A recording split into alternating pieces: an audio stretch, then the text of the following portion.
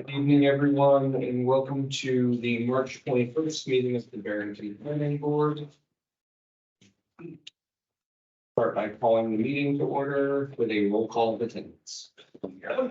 Gabriello here. Test, you're here. Alan present. Yeah, present. Review and approval of minutes from March 7th.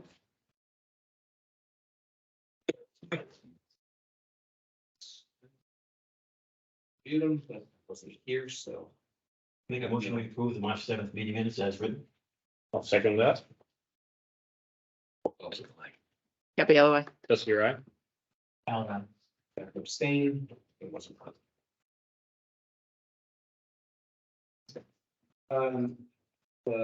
First item on the agenda is the review of a class 6 private road application. The reviewer to request a building permit for George and Ellen Rose at 437 map 18 lot 67. We're looking for category 3, option 2 with a waiver request. Class 6 and private. Good evening, Mr. Chair, members of the board, Christopher Berry, Berry Surveying and Engineering, representing Rose family here this evening. The applicant has been before the ZBA to receive approval for an expansion on the side of their structure towards their lot line. After that, we have filed for our shoreline permit for the construction of the same on the same lot. And we've worked our way through the private road ordinance or class 6 private road ordinance or policy that's in place. And it was determined that we fall under a class 3 exception or class 3 category because we're providing for additional living space. Because we're in a category 3, we're required to there's a few different requirements, but the applicant has chosen to provide for 10% of the construction cost of the addition towards basically the policy says a meaningful road upgrade. It can't be dedicated for maintenance purposes. And so what we're asking for a waiver to that particular piece of the policy to allow the owners to take the dedicated funding that they would be providing to the road, provide that money to the road association so that that can be used at a future date, a little later this year, to upgrade a culvert for the proposed or for the existing private. This is different than what the policy intends because the policy intends for that money to be used in conjunction with the building process. And in this case, would be sort of an offset in timing between the building process and when that money would be used. The policy doesn't really contemplate giving the money to a group, in this case, an HOA of sorts or a private road association, to be used at a later date. The policy anticipates that money be used for an upgrade nearly immediately. And so all we're asking for is a waiver to that process to allow for the money to basically be handed over to the association group so that it be used for this upgrade in conjunction with their upgrading. So we're not asking for a waiver to dedicated funding or providing money. All we're asking a waiver to is that the money be used for that dedicated purpose in the near future. And that's all. Can I ask a question? So what's the near future? Are they going to do something this year? Later this year. Later this year? Yes. what's the follow on that question, what's the mechanism for, the assuring the money gets given?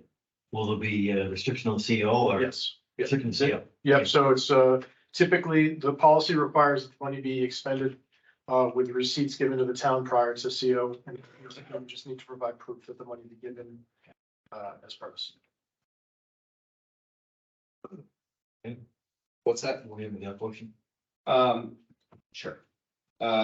Just reviewing everything, one of the things that stood out to me was I saw that the CBA issued a waiver for the proposed addition A variance. for variance on it, sorry. Which Vanessa provided to me as I walked in. I don't know if anyone else has seen it. It was a question I had because I did not see the CBA decision. So I was like, I don't even know how we can approve this. It's a matter for the CBA. Now having that, I know that at least that was provided. But it also has a proposed deck and steps, which I did not see in the notice of decision. That's correct. So, John Huckins and I had a conversation prior to my submission, to the ZBA. And he cited that a variance to a deck, on the shoreline side was not required based on 522, which is setbacks and buffers, which allows for a deck to be constructed 8 feet towards the shoreline, without the need for a variance. There's setback, doesn't say shoreline, It says buffers. buffers. Wetlands buffers. It doesn't say wetlands. It says for accommodation of physical disabilities. Nope, 522 is one above that, where they also allow for expansions of non-conforming uses. That would be 521. I'm sorry, Parentheses. 521 parents two. 521 parents 2 says notwithstanding any provisions to the contrary, a lawful non-conforming structure may be expanded into the setback area by the addition of an unenclosed 2 open deck or stairs, provided the same do not extend more than 8 feet into the required setbacks or buffer, provided further that at least 8 feet remain between the exterior of the additions nearest to the proposed deck is 12 feet further into the structure and 20 feet long across the structure. Still not conforming even with that standard. So 521 parens 1 talks about the unlawfully or lawfully existing non-conforming structures, larger and expanded. And then 5212 says notwithstanding any provisions of this contrary, the lawful non-conforming structure may be expanded into the setback and by the addition of an unenclosed stoop, open deck or stairs, which we fall under, provided that the same is not to extend more than 8 feet into the required setback. And so John has interpreted for buffers, and John has interpreted that to mean that you can extend your deck 8 feet beyond the rear face of your structure. And this one's 12. At 8. No, I think 8 feet further. it's 8 feet further. Right. And whatever your closest point is. Because it's like 6 times the size of the existing deck. Right, as long as that's not extended beyond, further than 8 feet beyond what it is now. Then John feels as if that covers that. I have no idea how that is compliant. I'm not sure. I mean, all I know is I'm that, gonna put a deck on front of my house. you might not be able to because you may not be, I don't know where you live, Andy, but you may not be existing non-conforming. Oh, I am. Okay, then have that. If I might just address the board too, I mean, the ZBA had seen this document too, and there wasn't, if there was discussion of it, it wasn't that they were not willing to that. But the ZBA would not rule on anything that is not No, I within the understand. scope of their ruling, and this deck does not. They left fall within the other- scope of their ruling. But it does fall within John Huckins' Right. purview, zoning being your administrator. zoning administrator. That doesn't mean he's gonna make the perfect decision. And from what I'm reading, it's not compliant with our regulation. Which is what I'm trying to address. I know that's not the complete purpose of why you're here. You're here to request an option 3, Category. category 3, option 2. So wouldn't it be our responsibility to give a recommendation to the Board of Selectmen for the Class 6 road? Yep. And if we want, we could tell the selectmen that it should be reviewed again by John Hopkins.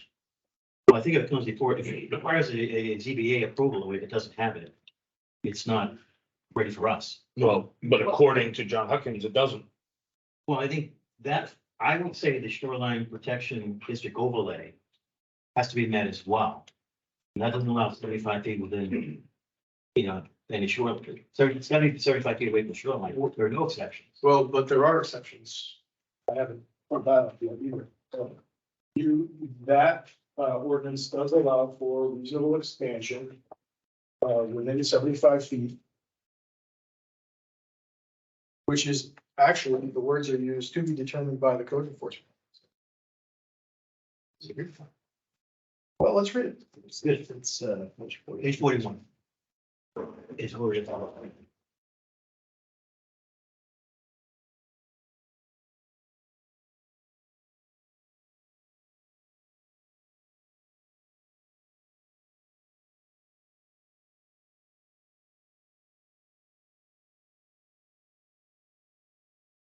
So exemptions from regulation, it's lots that were created prior to July 1988, which we fall under. Exempt from the shoreline setback provisions to the extent that it can be demonstrated the conformance is possible or impossible. However, a structure on such a lot must conform as nearly as possible, as fully as possible. Exemptions to the setbacks 11.2 in this article shall be made for the installations of docks, floats, other structures customary. So you can't deal those out.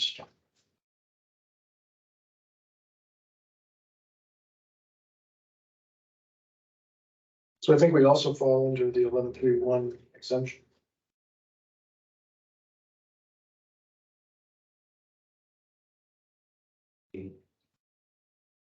I would say impossible is a strong word, Chris. But again, John, Yeah, I mean, all I can tell you is that John and I had a conversation John? about it. We. John makes recommendations to us, just like everybody else, and we can, just like every so we can go with it or not. But John's ruling to us is not. It doesn't, you know, it's not. It's not binding. Doesn't bind, it's not fine. Okay. Well, so does the zoning ordinance delegate the authority of the ordinance to the board or to the code enforcement officer? Well, in this case, I would say you need the ZBA to, That wasn't my question. You keep saying that John's recommendation may or may not mean anything to you. I'm just saying it's not binding. Well, but my question is he granted the authority to make zoning decisions in this document? He is, So if I ask John for a zoning opinion, then is it binding, or does every zoning question have to come to the planning board? John is able to make decisions that comply, that are within the compliance of code and do not I require, would say interpretations, and do not require planning or zoning oversight and approval. oversight and approval, yes. He feels like And- that he met the zoning. But met his requirements and he has advised acted on that. I'm just thinking. I understand Yes, yeah. what he Okay. did, but I'm, And we from understand my that, review of the application before coming in here, it does not comply with our zoning. And the zoning, the zoning variance that they received is for the structure, not for the deck. and I think that the non-conforming is overruled by the shoreline protection. I think that's an additional requirement for a shoreline district So that has to be met. I'm not trying to be flippant here, but I'm not so sure that it matters for the purposes of why we're here. Because the category 3 is the reason we're here tonight. The policy requires that we come to the planning board for recommendation to the select board. If we were here or if we were building just a deck on the front of a structure, the policy does not require that we come to the planning board for your review and recommendation. So if the board wants to make a recommendation concerning the addition in the category 3 and opine on their opinion of the zoning ordinance, that's fine. But I don't know that, I'm not sure, I'm not clear from this document just yet, whether or not the planning board has the authority to enforce it on it. I think what we have the authority to do is sometimes before it doesn't comply with zoning, the state has to go to zoning first. That's true, in that, but there are instances where the zoning officer is the final stop on whether or not somebody complies with something. And that's typically delegated in the zoning ordinance. And, Like, no, if Which if he I'm trying to wasn't find. on a private road, he wouldn't. John would have issued him the permit. It doesn't mean it would have been correct, though. but Statement. regardless, Not public comment. Not public comment. but regardless, like Chris said, we're here because of the extension to the living space, not the deck. for the class 6 road. So our recommendation is based on that. But I'm looking at a print set that shows expansion above and beyond the living space, an expansion that moves into, it takes a non-conforming building, makes it more non-conforming, and moves into, further into the setbacks of that the shoreline protection district actually outweighs than what the state setback requirements are. But that's not what we're here for. We're here to make a recommendation on a class 6 road policy, which is based upon the addition on the side of the house, not the deck. So we can rule on the class 6 and then forward it to John for review on the deck again, if you wanted to do that for John. But it's two separate issues. I mean, I think that the first issue is, the issue you're talking about, Ron, there was, I think it meets the spirit of intent to go with the color. I have no problem with that. I agree with you on that. I am unclear where, where this is sort of not ready yet. It's not ready. But it is right. So if Chris says, okay, they're not gonna build the deck, we rule on it, because we're here about the addition to the living space, not the deck. I'm not disagreeing with that at all, but the plan set shows the deck. If the plan set didn't show an additional 240 square feet, I would have no problem with it. If it was a means of egress, which is what I would have defined the existing deck and stairs as, I would have no problem with it. But it's an expanded living space essentially by putting a 240 square foot deck on the front of your house in an already non-conforming, non-compliant area. But we're not even required to have a plan set. We're just here to rule on a class 6 waiver. Right, but if we identify. But not even something rule, wrong, pass on recommendations. it is within our authority to make sure that is well known. Yep. And that's why I'm saying we could make some type of notation to go to John to review the deck portion of it, which is totally separate than what kicked in the class 6 road waiver. And we're here to rule on the waiver. Okay, and then my proposal would be to deny the waiver until there's compliance associated with the deck component.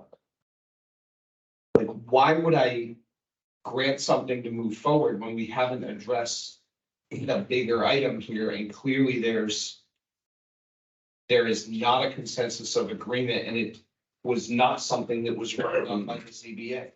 And the ZBA is going to rule only within what is the scope of the purview of what's presented before them, because that's exactly what they're there to do, is rule on what is being asked of them. So it doesn't matter that it shows a proposed expansion of a deck. They weren't asked to rule on a proposed expansion of a deck. They were asked to rule on an additional 175 square foot addition. Because our zoning administrator determined that the deck didn't need to go before the zoning. And now we're here to rule on living space expansion, initiating a class 6 road waiver. Yeah, but if somebody came to us that required a ZBA decision, we would kick it back. If somebody came to us that needed ZBA approval prior to coming to us. And I guess what I'm saying is you could kick it back for the deck, but we could approve the class 6 waiver. We generally don't make decisions. Yeah, we wouldn't make the decision until it's been through the ZBA and it's been. But the portion we're ruling on has been before the ZBA and was approved. But the print set we have is not limited to that. You can't put the bullet back in the gun just because you've been given something that isn't there. So I just want to sort of bring you back to the process that we went through to get to where we are today. I don't know that it matters, but I think it's important when we're talking about delaying people that are trying to move into a home and are currently homeless. We asked the code enforcement officer for an administrative decision, and we received that administrative decision. And then we prepared our ZBA application. We went to the ZBA, we received approval. And now we're here and we're being told, well, no, what you were told by the code enforcement officer, in your opinion, is not correct. And so you think that we need to go back to the ZBA. And I think our point of view is that we went through the proper action to ask for an administrative decision on a piece of zoning. We received that guidance and we moved forward. So I understand that the board may not like or even agree with the administrative decision that was made. But when we're talking about not making a recommendation to the select board on an item that really has nothing to do with the deck, and I do understand the chair's point of view on the plans that were submitted, it has severe ramifications on people's life. It could also be a condition to note, like, from the select board, I assume. Maybe Joyce can adhere or answer that for me, but like, if it's not, I would not rule on an item that we do not believe has proper zoning administrative rule. That is a bad precedent to set. I'm. They're not ruling on anything, we're passing it. Do you want to pass a recommendation and vote on, everybody vote and see where you lie? And the recommendation, I can say whoever votes yes, votes, or not who, but whatever the number of the vote is, and explain why. Because if your recommendation is, like, for example, is at the board split on it because of this X, Y, and Z. If it passes, I will be in tomorrow to file for an application to have a 2-story deck put on the front of my house. And I'll prepare Do the it. plot plan for you. Yep, and I will hire you for it because if this. Well, and I have a question. That's why should be looking for. Are you in business with Mr. Barry then? No, From his side, no, from Turbo. I am, but that is not relevant to. You may This want action. to excuse yourself then if he's representing them. That has nothing to do Nothing with to her. I mean, If I. Just saying other board members. If it was a decision that was relevant to that, and I felt there was a conflict of interest, I would 100% disclose that. If I were really in business with him on that, do you think I'd be sitting here arguing I don't. against that? I would hope not. he did the plans of mine way back in the day, so. But not he, but. I'm just saying. Yeah. Well, as was discussed with the zoning board in recent months, if everybody had a conflict with me, we'd never have any meetings. You're here too much. Maybe that's it.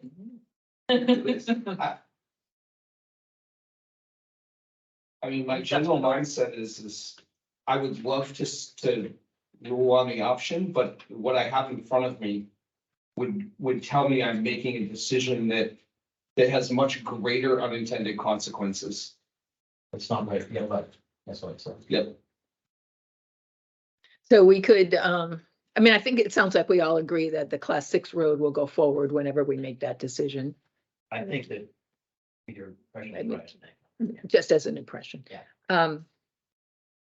So if we kick this down the road to have time to look at, to talk with John, our next meeting is what, in 2 weeks? We would only You delay it a have short to time. ask for a continuation of this if you want to have further information.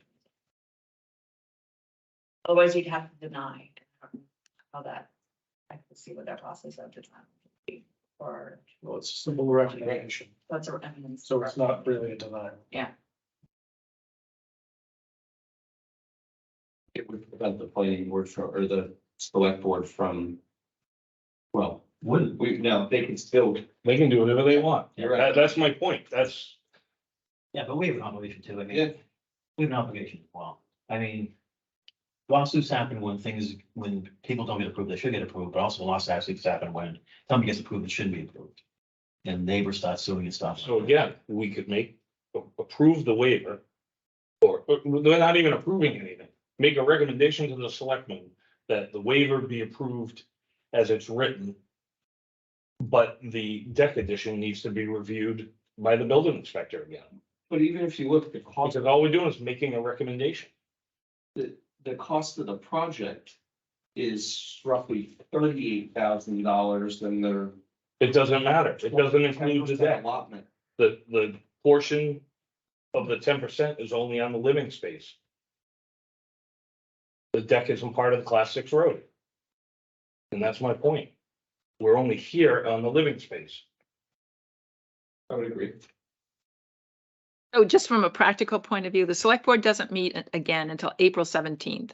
So planning board could meet on this on the 4th and it would not delay it. Because it can't go to select board until the 17th.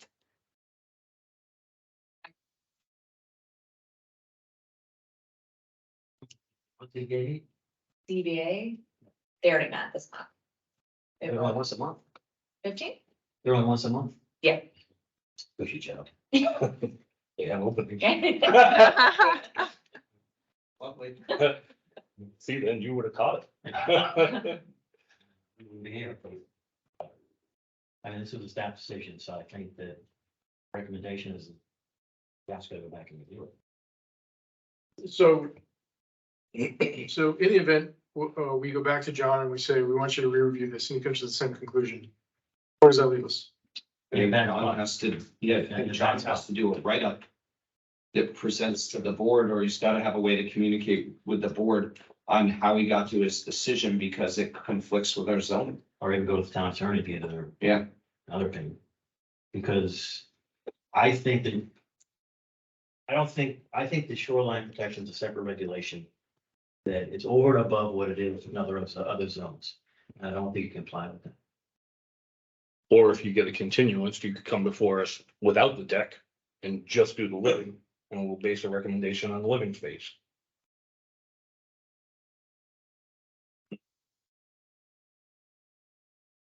I know you're gonna happy, Chris. Almost happy. Oh, no, this is my regular face.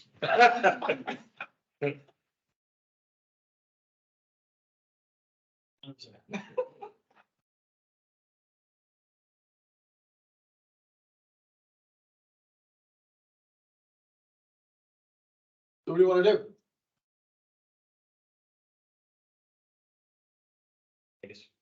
Because this, just moving this forward, I foresee John basically justifying the administrative decision that he gave me.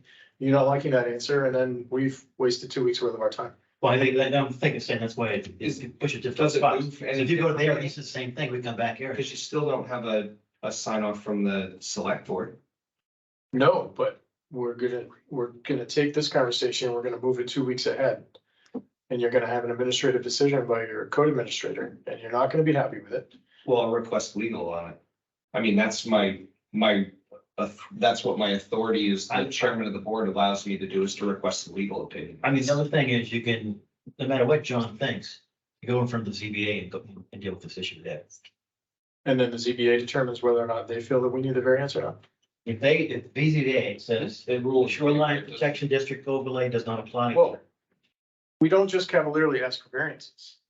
So we would, if the authority is delegated to the ZBA to make that administrative decision, then we would ask them to make the administrative decision. I wouldn't just cavalierly ask them for a variance for a section of the code that I don't think we need a variance for. Well, I mean, if they do think it's required, then you're gonna need them.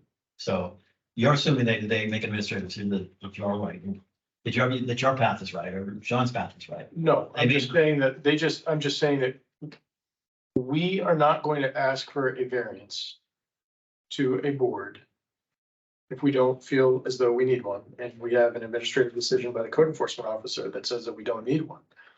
So if we have to ask for them to make that administrative decision, then we would ask that question, receive the answer, and then determine whether or not we're going to file for a variance or not. And this is your, Hmm? and this is your right. You did. Mhm. The path going forward is your decision. My proposal or recommendation is that we request town attorney's opinion on this, because it makes a non-compliant matter further non-compliant with its current state. And maybe it didn't get caught in another board and with a zoning administrator, but we see it, we've identified it, we have an obligation to address it.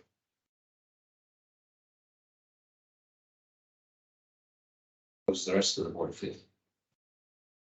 I'm okay with that, assuming that can all happen pretty quickly, so we could move forward with it. Depends on if she's out 29th. And then this week, Well, which already. it's the 22nd. Not good enough, so somebody else follow up for John. Wasn't him an email. Well, Jamie's aware of the situation, so he can help. Yeah. Well, Jamie's not in the office tomorrow as well. He only works Mondays and Tuesdays. Everybody's- I'm on a conference tomorrow. Just tell you. So Thursday, or maybe even Chris could possibly make a courtesy call to John. Oh, there will be communication between myself. I don't think I'm even gonna leave the parking lot. Yeah, and that's. Before tonight, I can email him, let him know that seeking, if the board decides that, to have a legal opinion to look at the So my, setback. my request to the applicant is rather than have us vote on this to postpone it into the first meeting in April, which is April. Continue. Or continue to April 4th. April 4th. If not, we can vote to approve or deny in its current state and see how. We're not approving or denying, we're passing a recommendation. Passing a recommendation or deny the recommendation, that's it. It's not denying, we have to pass, correct? We have to It's pass a either- recommendation. The recommendation to the select board could be, we do not approve that. Well, because that's not of X, Y, recommendation, Z. that's a, Or we approve this because X, Y, Z, or if you Exactly. feel the need to continue it, I guess that's the board's purview, but it's a recommendation. Okay. That's all. But I'm also going to request that we seek a legal opinion on the matter. So that can be Understand. for the record that I am requesting that.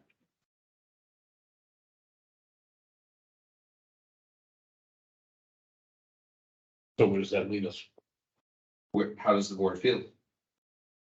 Joe, you and, I Is there- I think I've been vocal, I think we should be approving the waiver. And if you want to make rather, not approve the waiver, pass a recommendation to the selectmen that the waiver be approved as is. And if you have concerns about the deck needs to be reviewed before its building permits issued. Is it a motion? Would you like to? well, right now we're still discussing. We haven't closed it and I haven't opened public comments, so there would be no motion at this point. Chris, do you have the building permit? Was the building permit issued for the deck? No.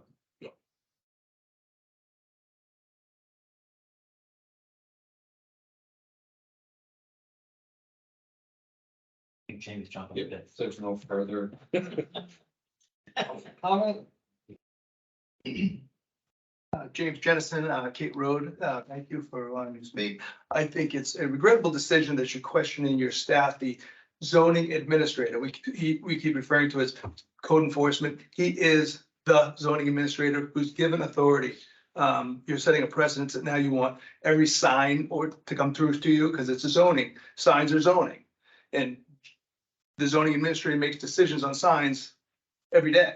And you're gonna have question every sign that he approves. I just think it's a bad precedence to set.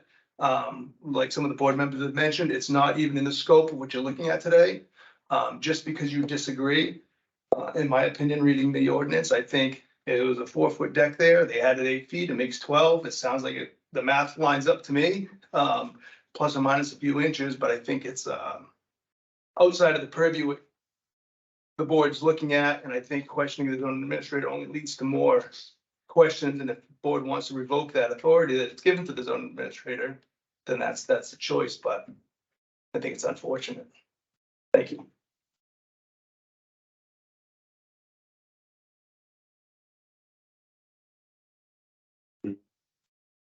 Well, they made a good faith effort. Got the opinion and I got the opinion and ran with it. I mean, sorry. I'm not saying there's anything improper. Oh, no, it's just anything I improper. don't think anyone did anything wrong. I just think I think they they might follow not the be right steps. wrong. You're holding them, you're holding them in harm because of it. But are we? Because it wouldn't be before the select board until April 17th at the soonest. Which means we're not really slowing anyone down in the process.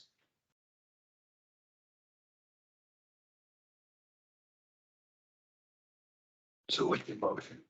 If it closes. Is there any other public comment? Bueller. Well, I need to talk about the, Yep, we'll get there. it's the original Mr. Pacer. So, I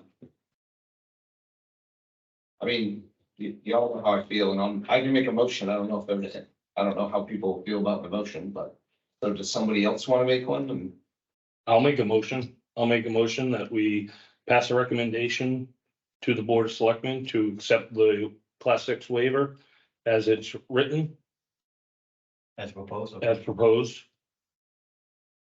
Second. Aye, No, Yes, you're on. no, nay. no. Motion fails. So I would make a motion to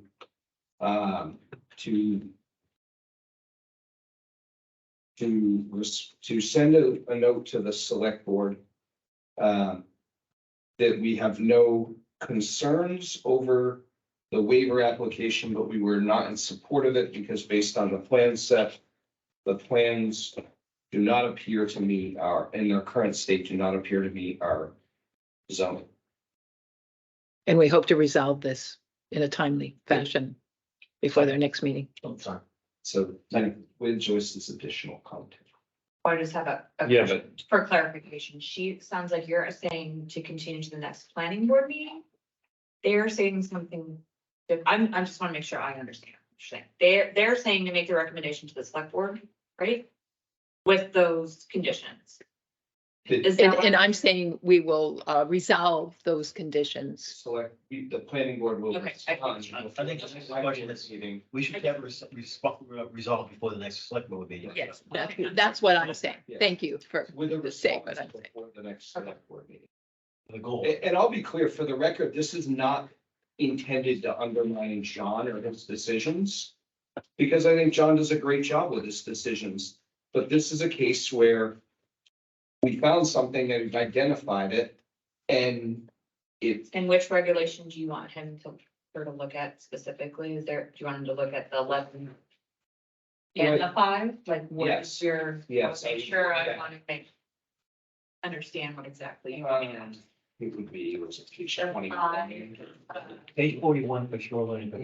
Well, I strongly feel that And- applies to us. and 5.2 for non-conforming structures. 5.2 chart, right? Or the 5 point.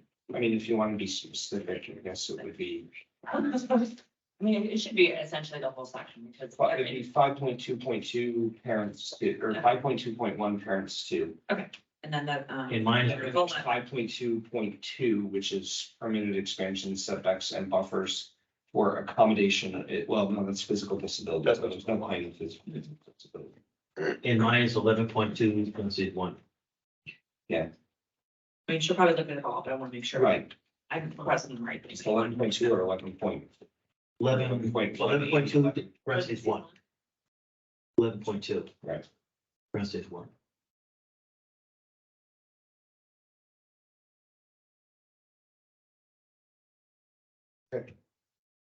Do you mind restating your motion? Yeah, please. The motion is to.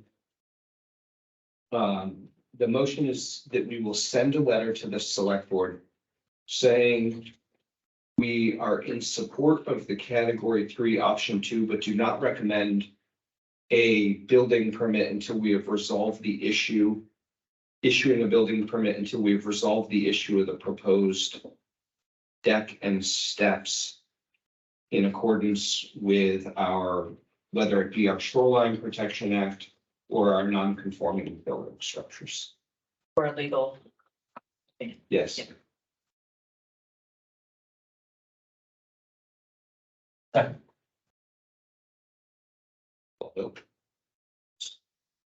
Yes. Every other way. Al Ryan. That one. Thank You, you. sorry to make this so I'm painful. not feeling alone with that. Thank you, Chris. No, I thought that was a very favorable motion. I mean, the selectmen Yeah. could issue it now They and, could, and a building permit can be issued for Right, the living space right. and And not the the. board can still have which the option. which they of can do questioning. that anyway, even without us weighing in. Our recommendation though is. We want to resolve this Mhm. so that there are no questions, challenges, anything like that. And hopefully it will be resolved Yeah. before the select board even looks at Yeah. that, this recommendation. It's better to get resolved, so there's no pushback down the road for your clients. It said, thank you. There's no reason to. I'm reading, you're not still, still not there, my fault. Very right. Thank you, good evening.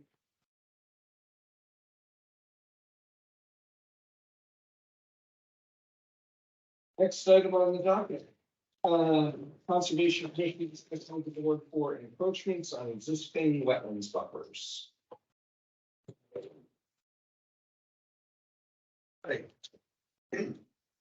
Mr. Grossman? I'm pretty good. I'm getting over my cold. Tested negative for COVID. It's okay. Is there something provided that Mr. Grossman?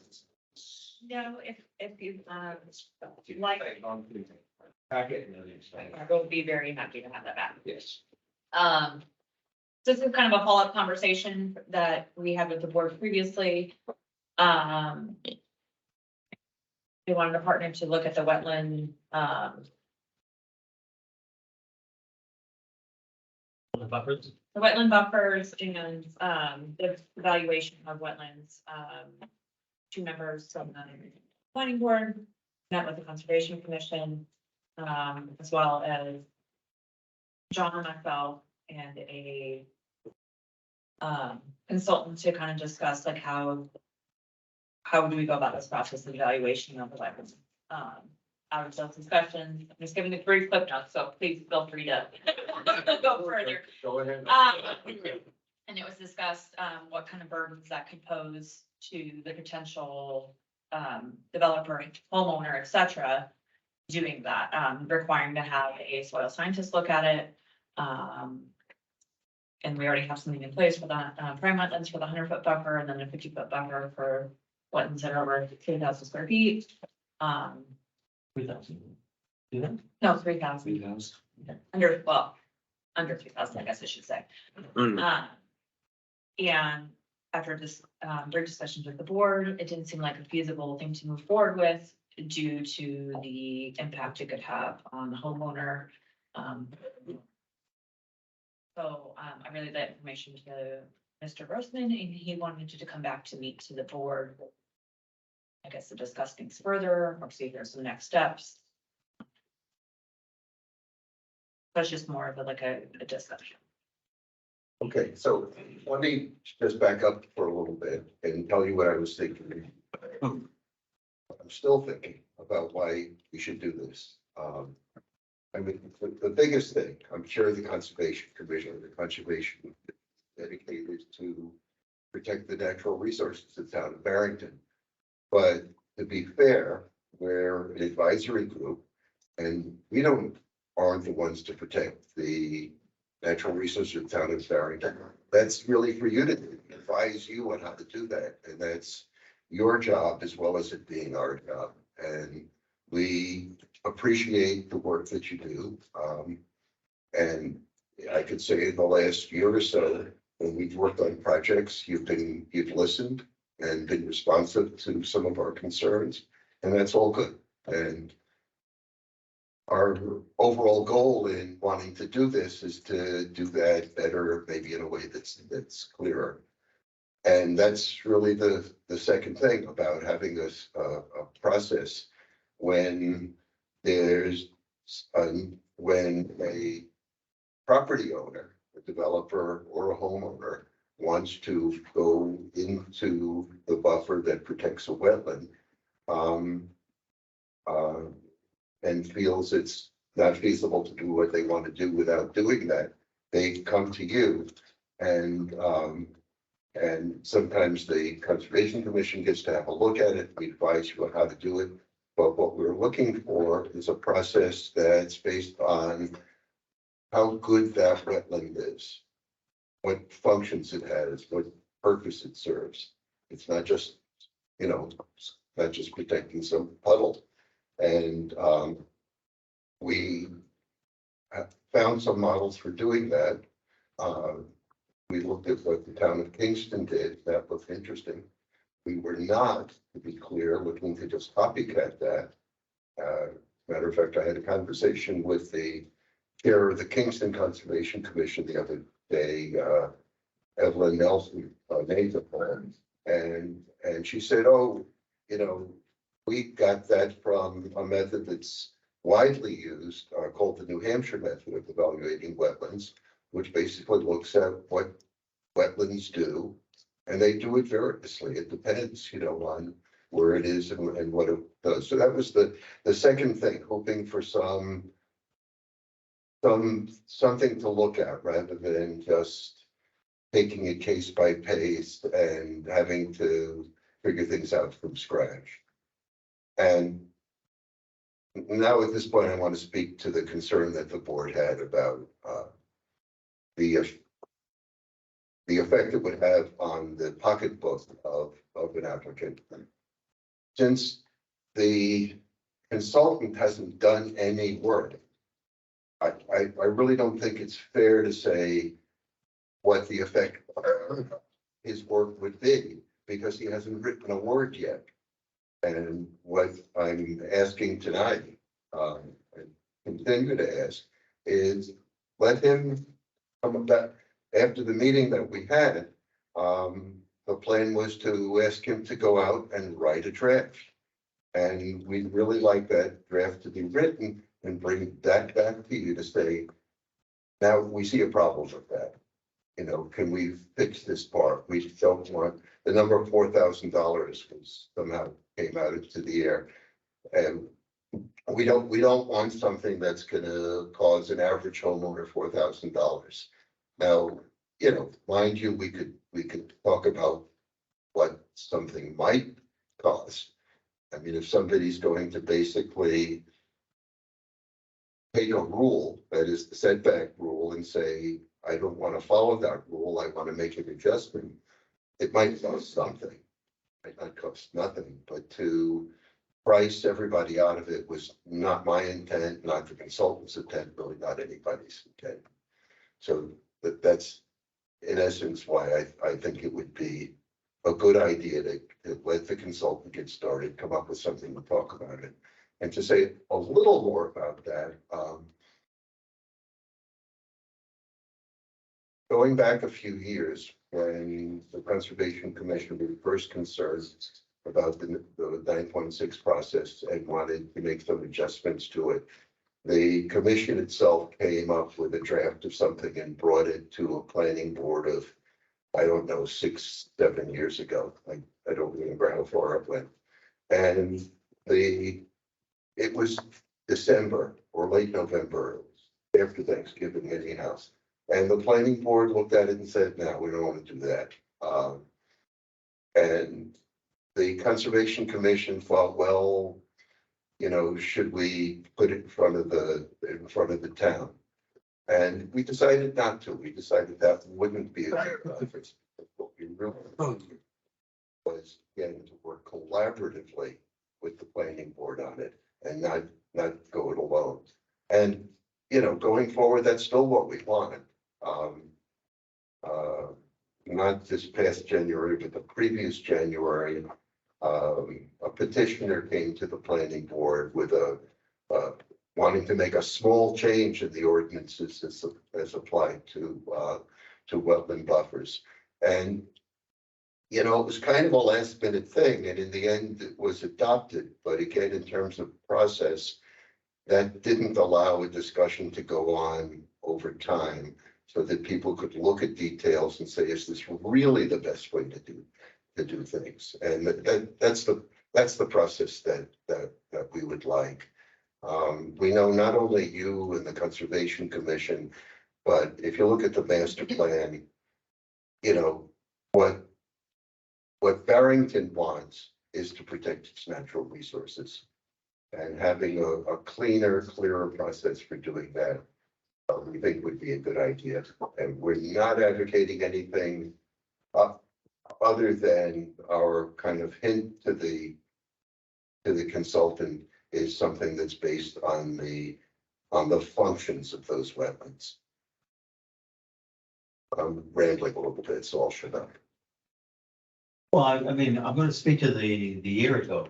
We eliminated an exemption for wetlands buffers for properties. I mean, that, maybe we didn't go, that was done by the planning board. That was an initiative of the planning board. I mean, I don't know if we could specifically ask the Conservation Commission about that, but I think we did. And obviously we got the support from them, you know, to eliminate, some properties were exempt from the wetlands buffers. And we eliminated that. So that, to me, I don't know why that's coming back to bite us from the Conservation Commission, because I think we fully expected the Conservation Commission to be completely in support of that. So I mean, I don't take issue that that happened on the slide or something about full process. I wasn't suggesting anything happened on the slide. You- Obviously, Maybe we're talking about, that's the only wetlands change that I know of in the past. There was a citizen petition last year that passed. it had to do with, 9.5.1 for the Steve's fault. it had to do with, Look, it's, strike through. something that went back to the 35, so it. It had to do with certain years. Thing No, I applied. think No, No. came from, And it Deep was Jeffrey. brought by, Jeffers, yeah. yes, Stephen Jeffrey brought it. But I apologize, I thought that was us. No, I know we talked about it a lot. Maybe- yeah. And, you know, I like, voted in support to put it on the warrant and let the voters. Yeah. Make a decision Yeah. on it without Right. making a recommendation of change on it. yeah, I mean, in the end, the board supported it. but, I'm sorry, um, I apologize.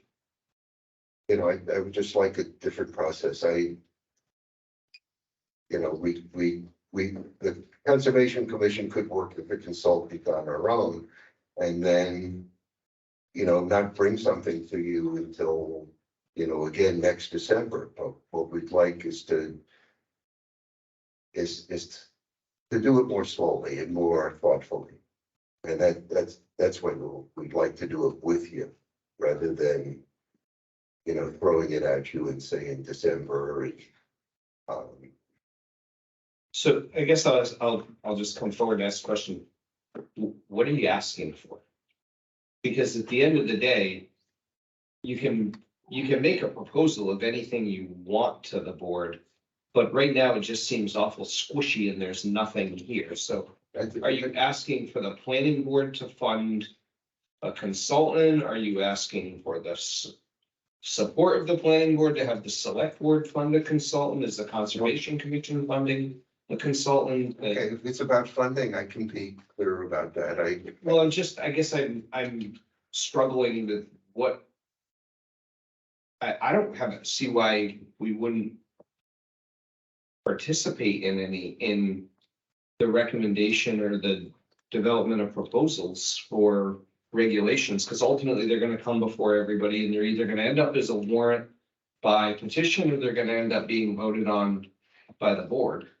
Well, I mean, I don't know that I'm not even there, Andy. I mean, to me, we have a 50-foot buffer for right wetlands, 100-foot for prime. That's a de facto protection, basically, and we sometimes go less if the current conditions warrant it. It's a pretty simple and straightforward process. To me, what's wrong with that? Before we try to fix something, what's the problem with that? Where has been damage or harm that would make us want to go forward and change the rules? That's, you know, where I'm struggling is it's pretty clean right now. It's as straightforward as we can get. I have nobody saying that this has caused problems. I've never heard anybody say there's any problems associated with it. And everybody comes in here and asks for a waiver. We'll say we're a pain in the butt about looking for any feasible alternative. So I'm kind of in the first step was, what's the problem? What are we trying to fix? I mean, I'm there. There's two questions. One is about the process, which Andy's asked about. The other is about why do anything at all when it's working so great. And I guess what I'm saying is, having to make that decision itself. The Conservation Commission thinks that when you're making a number of them, and it was a couple of months ago, you had a string of them, of 9.6 requests come through. And you, in some cases, with the advice of the Conservation Commission, by the way, asked the applicant to make some changes to not go quite so deep into the buffer and so on. And what we're looking for to help you with that process. And so to be perhaps not be so much of a pain in the butt, to be able to say, this is why we're doing it. We're doing it because of the quality of that wetland that you, the applicant, want to get closer to. And that's why. And So that's why I do something. And again, I would ask you, Ron, to say, you know, rather than say, why do this? Look at what somebody, a professional in the field might say, this might help you to do it better. And look at that and say, yeah, that'll help me do it better. Or nah, that just makes it worse. And look, now let me get to Andy's question as well. I had some conversations both with the town planner as well as with the chair of the select board about wanting to work on this process. And we talked about how to pay for it. And we thought we're doing it collaboratively. The Conservation Commission has a little bit of money in the bank and we'd pay for some of it, and some of it would come from planning funds. And Which you guys want. staff seemed to be agreeable to that. What, so I guess that kind of ties back to Ron's question is, if somebody's requested a waiver and you have a desired process, what prevents you from doing that desired process currently? Like if you're like, hey, this because the way I look at it, they're coming in saying, okay, here's my hardship or here's my request for a waiver.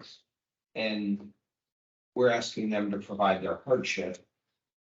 Or like, are you saying, I mean, I guess a soil scientist could be another tool. Just to say, hey, look, you've created a setback that from a wetland that's not a functional wetland, and the soil scientist has provided this saying that, or is not a high value wetland. But it could also go the other way, so you could be like, I don't want their opinion, where now I guess I'm just trying to, as Ron says, like, we have a rule, and that works, and we asked the Conservation Commission for feedback, so isn't that feedback you folks would want to provide anyway?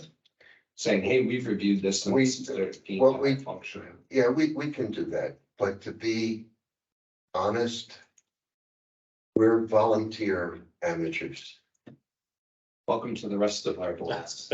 You know, and we have, as I've been with the Conservation Commission from time to time, sometimes we've had people on the commission who really understand the details of this business better than others. And it's always good, I think, to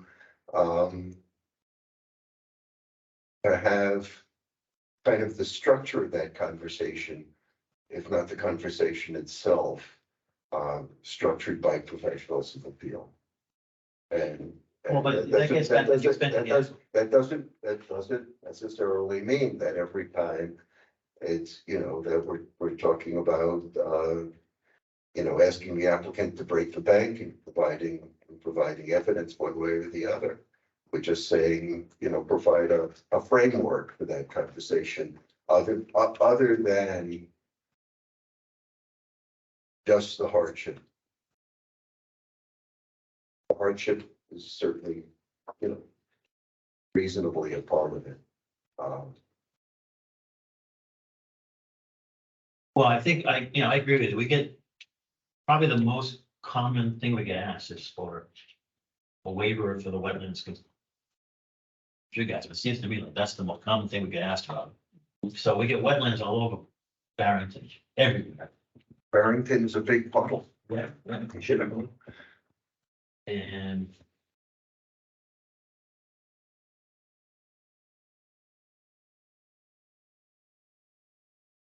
the regulation now.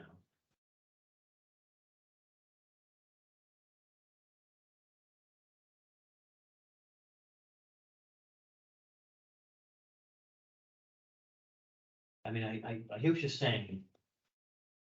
But I guess where I'm at is, it seems to me 50 feet in almost all cases is fine.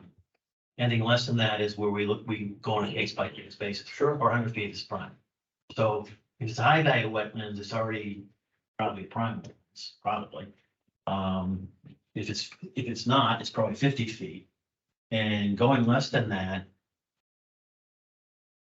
I guess, we're the most common requested situation. I worry about the burden it places on homeowners. To come up with that. That's my concern.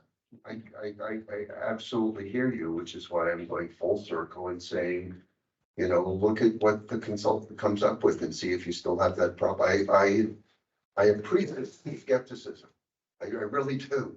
But I'd like there to be something in front of us to say, I'm skeptical because this looks like I'm gonna have that concern if we adopt something like this. No, I think I have a concern even before that, though, that needs to be addressed is, where has there been a problem with the wetlands rules that we have in place, all the waivers were granted? Has there ever been any time that there's been negative impacts based on? Oh, I don't know, because we have no rules that look at the function of wetlands. I don't know whether we've ever damaged wetlands because I guess that's my point. because the efficient buffer wasn't applied. I guess that's my Whether it's question. 50 feet or 100 feet. Is this a solution lacking a problem? You know, is this a solution looking for a problem? We don't have a problem, we don't need to change. So to me, to some extent, we have to say what we're doing now has caused problems. And I'm not there, you know, I don't see where our current regulations, all the ways we provide have caused any problem. We don't know that. There's no, Then why are we trying to fix it then? because we don't know that we have not damaged wetlands based on what we've done. And we don't know that we haven't been a pain in the neck to some applicant by saying no to that applicant when the applicant wanted to go. We can get it. We can get it. So that. We don't know. Because it's a lot harder to strip PFSAs out of your water and put them in it. Well, I mean, this is a construction thing. It's not, I mean, we're not gonna prove a negative, but you know, to me, you've got to prove a positive. There's been some negative impacts to what we're doing now before we make changes. I think that's where I'm at. What's the problem now? If there's no problem, let's not fix it. If there's no problem, there's no problem to fix.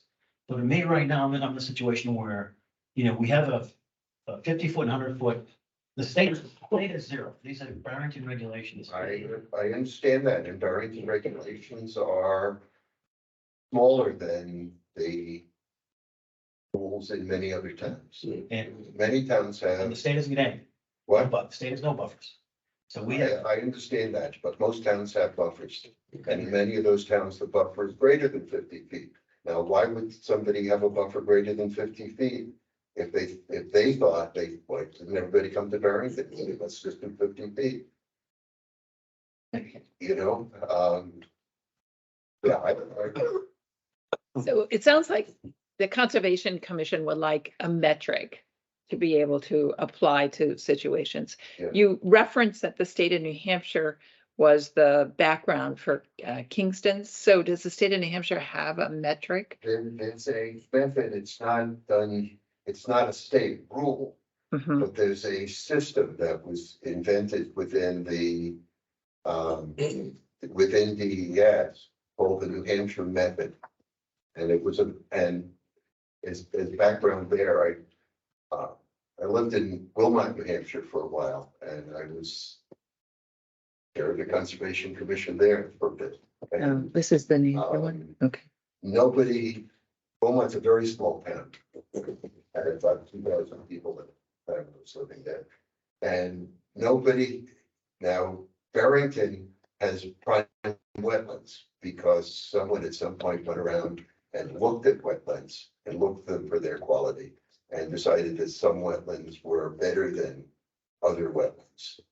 Now, that was done a while back, and who knows if that was absolutely done accurately or whether the wetlands have changed. And there are actually some wetlands that are not considered prime right now, but might really be prime. And some wetlands that are, you know, might no longer be prime. Those things can change. But to get to my point, no one had ever looked at Wilmot's wetlands. And what we did is we talked to some folks over at UNH, and there was a program there where they were training people to do wetland science work.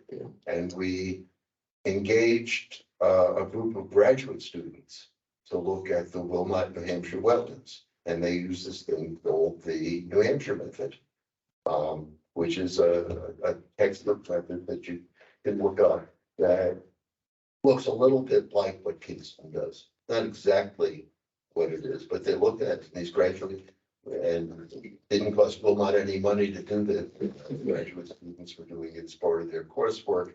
We paid we paid for their gas to drive from Durham to Wilmot. And they used that method and evaluated a section of Wilmot's wetlands. But that's where it comes from. It's not a state rule or law. It's just a methodology that was invented in New Hampshire. Well, let me tag on something you said. If I'm trying to keep the burden making the rules as easy as possible, the burden as easy as possible. If you think that there are prime wetlands that need maps that need to be updated, I'd certainly be amenable to that. If I'm going to you say there's wetlands that are defined by a survey done whenever, if that needs to be updated, I mean, I would certainly support that.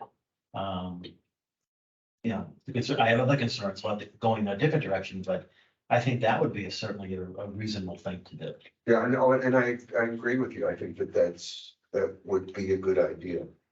But in the meantime, what we think would be a good idea would be that when an applicant wants to go closer to the wetland than 50 feet, that there be clearer criteria for making that decision. And that's what I think, and I would like to give a professional a shot at coming up with some ideas for doing that. And I would like your support for that, and I'm gonna shut up now. One thing that I was just looking at as I looked at this Article 202. How many certified wetland scientists are there in the state of New Hampshire? I don't know. Okay. I'm trying to pull up their board right now to see if I can find a list, but I don't see anything. And can you ever envision that someone on the Conservation Commission would have that expertise? That could, so, My hearing aids are behaving badly. do you envision that someone on the Conservation Commission would ever have the skills of the soil science to do this on wetland applications? If there's a resident of Barrington who's a skilled soil scientist who would like to join the Conservation Commission, we would love that. And I guess my We would question also is, like that person to sit on the planning board. Sure. Seriously. but the criteria would require a soil scientist to apply it? Not necessarily. Not necessarily. Not necessarily. Okay, that makes a difference. That is, I wouldn't want to make that judgment again without text from the consultant in terms of what that would be, but in my mind, not necessarily. There, It would depend on in my mind, it would depend on the project. I think in some cases, looking at that wetland could be pretty straightforward. In a way that didn't require schooling or technical expertise. Right, so something the Conservation Commission could do. It's something that could possibly be done by a site visit to that wetland, somebody tramping around in it, looking at it, making observations. And I'm speculating here, because again, that's not what I'm after. What I'm after is, having something in writing so that there's clarity and not somebody getting upset because they thought that the decision was arbitrary. So any direction.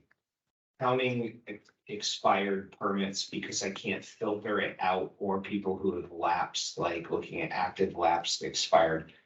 There are 9 pages with roughly 40 per page, so 360 wetland scientists, registered wetlands, licensed wetland scientists in the state of New Hampshire. Looking through this very quickly, it appears that more than half are either lapsed or expired.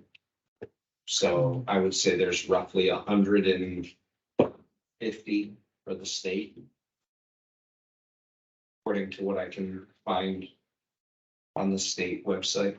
Right now, we require a wetland scientist stamp, everything to do, so. That helps. A wetland versus a soil, so those are two different designations. I did not I think so. see a soil scientist listed in here as it was just a wetland scientist. Well, the wetlands delineation is gonna be done by a certified guy, right? So.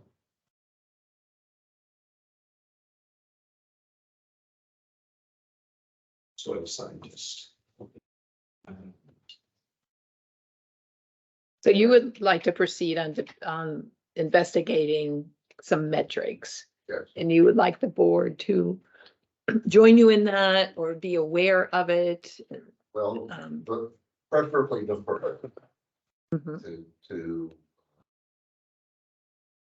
more than be aware of it, but to be involved in the process. That is, the plan would be to authorize the consultant to come up with a draft of something. And then to meet either with the planning board or a representative or two of the board to talk about whether there's merit in what that consultant came up with. There are 32 active soil scientists in the state of New That's Hampshire. a lot. Was that different from a wild wetland? Scientist, Yeah. yes. They're the same, they're different. Different lessons.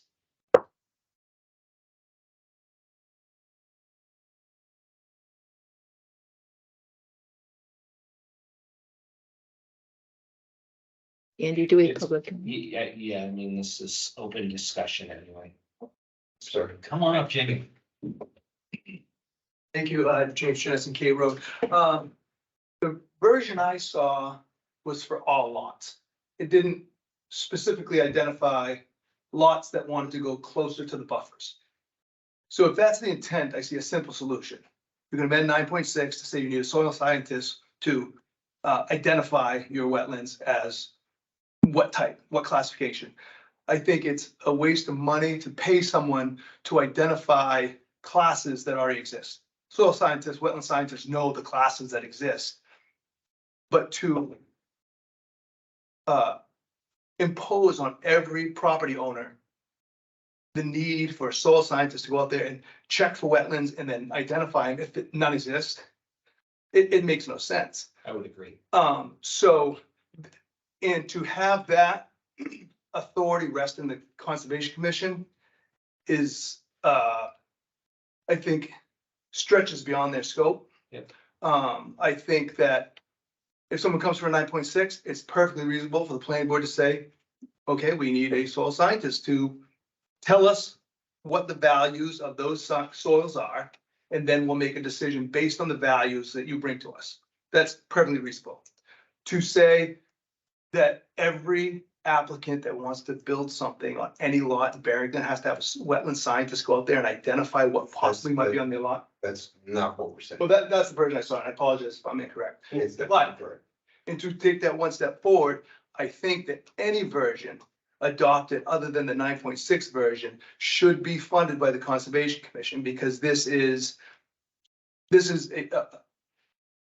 it's a taking from the property owner just to ask them to do something that they feel is valuable when there's science behind the soil, obviously. But when you don't have state, and you're superseding state to such a level and they just want it, they can say, we're gonna pay because we want to know. And they can give up the $4,000 or $3,000 to have the soil scientist come out there to tell them what's on your property. But to say, you want to add a deck, or you want a shed, or you want this, and they gotta spend $4,000 for that, because that's roughly the estimate that I've seen from wetland scientists. But a deck or a shed would be not applicable because the wetlands buffers don't apply. If I want to build a garage A close to, garage, Or- not a deck or a shed. A deck or a shed, as long as it's under 200 square Apologize. feet, is not okay, applicable. a garage. And if the rule is just if you want to encroach the buffer, and I gotta come for 9.6 anyways, that would be one thing, but that's not the language I saw. I saw it was, we want to determine what wetlands are, and some may be 75, some may be 100, some may be 125. It was We're talking about encroaching on the 50 feet, going into the 50 feet. going into the Yeah. 50. So I, And under 100 for a prime wetlands, because a prime Under wetland. 100 if it Yeah. were. so I think the simple solution is the 9.6 version. Yeah, I wouldn't have any heartburn, I guess, about saying, hey, like, you have to provide this to show that where you're not impacting a wetland, and if a soil scientist does it, the fact that there are only 32 in the state of New Hampshire makes me think that it's gonna be a little challenging to get them, or we're suddenly gonna create a blow up in how many people become soil scientists because they're historically not used. That's why I would assume there's so few of them. Well, to be clear, it's not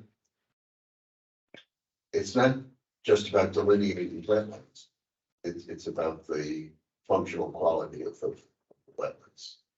Well, I think what Jamie's suggesting is if you want a waiver from our current setbacks, our current buffers, then that waiver request would be backed up by some information from a soil scientist. Is my summarizing correctly? I think that is an appropriate amendment in zoning that to put in front of the people without the need for any types of studies that's gonna tell you, I don't know what, but I think, yeah, if you want to preserve the values and identify, yeah, this guy's gonna go into the wetland 16 feet, identify, give me a value to that wetland, what your impact is gonna do. I think that's perfectly reasonable to protect it. And that doesn't exist now, right?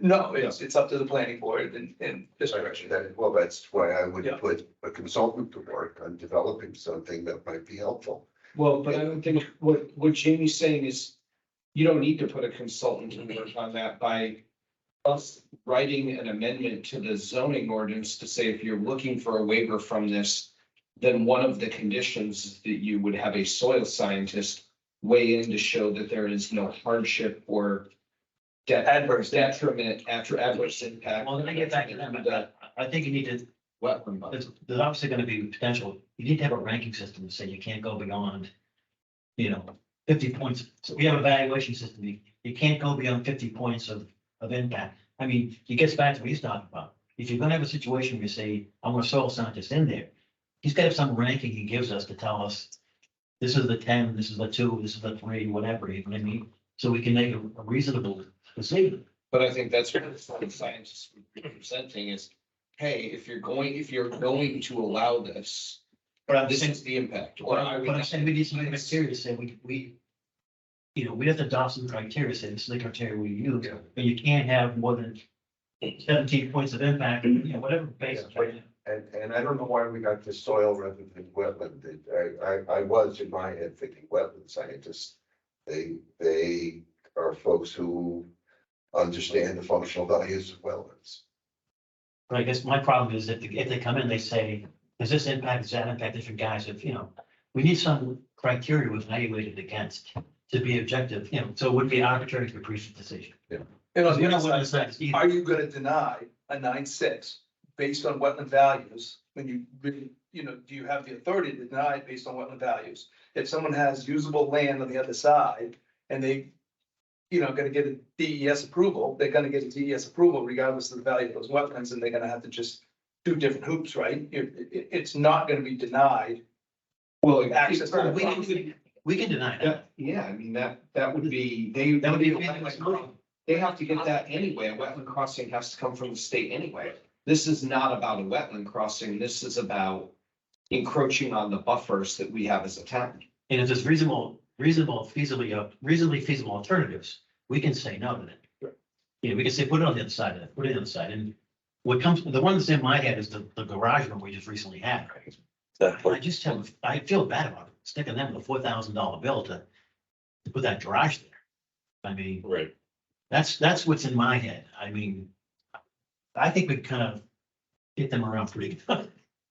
You know, and I think to put another criteria on them, make it even harder and bring in scientists, professionals and pay for them and the time involved, the money involved. Or what they would do in that case is they would have moved it out back and They would, you're saying they wouldn't have Yeah. put it in the they wetland. wouldn't have put it in. the Well, back, and that but they- maybe is a it good might not have solution. been Aesthetically pleasing, but they would have put it in a different place. But I guess it gets back to what harm would it cause if I do a little bit, encroach a little bit of the buffer, in the buffer? And that's where there's gotta be harm. I mean, you should say no. There's gotta be some problem that we're trying to fix. We said, okay, when they encroach in the buffers, when we've allowed encroachment on buffers in the past, there's been negative impacts, and here they are. And absent that, I'm reluctant to go any farther. Well, in defense of Ken, I'll say that if you're looking for an impact into the buffer, and then you have what wetland scientists say, this is a higher class wetland, that buffer should have been 65 feet, then you can make your opinion saying it should have been 65 and you're trying to go 35. Right, That's the value of identifying it. right. I just don't know if I agree with the protecting the protector, is how I look at the buffer, but I do understand what he's saying, on a case by case basis. And if you then look at the wetland and say, oh, this was a higher class than we anticipated or thought, it should have had a 75-foot buffer and it didn't, it had a 50-foot buffer, then your encroachment is more, but are you still gonna give it is the question. Well, I think to me, I'm only when you're asking for waivers, justification for going below the waiver, the buffers we have now. But, what I was talking about, Jamie, was where are the problems we're trying to solve? We were granted waivers. Have there been issues to those waivers? And I don't know of any. So why am I making this potentially more complicated? I mean, we're not wetland scientists either. So I don't want to make it any more complicated for us. Because, absent a problem we're trying to fix, I need to take a first step. What's the problem we're trying to fix? I think you've said that a couple times, so I'm gonna say what I'm gonna say a couple times. One is,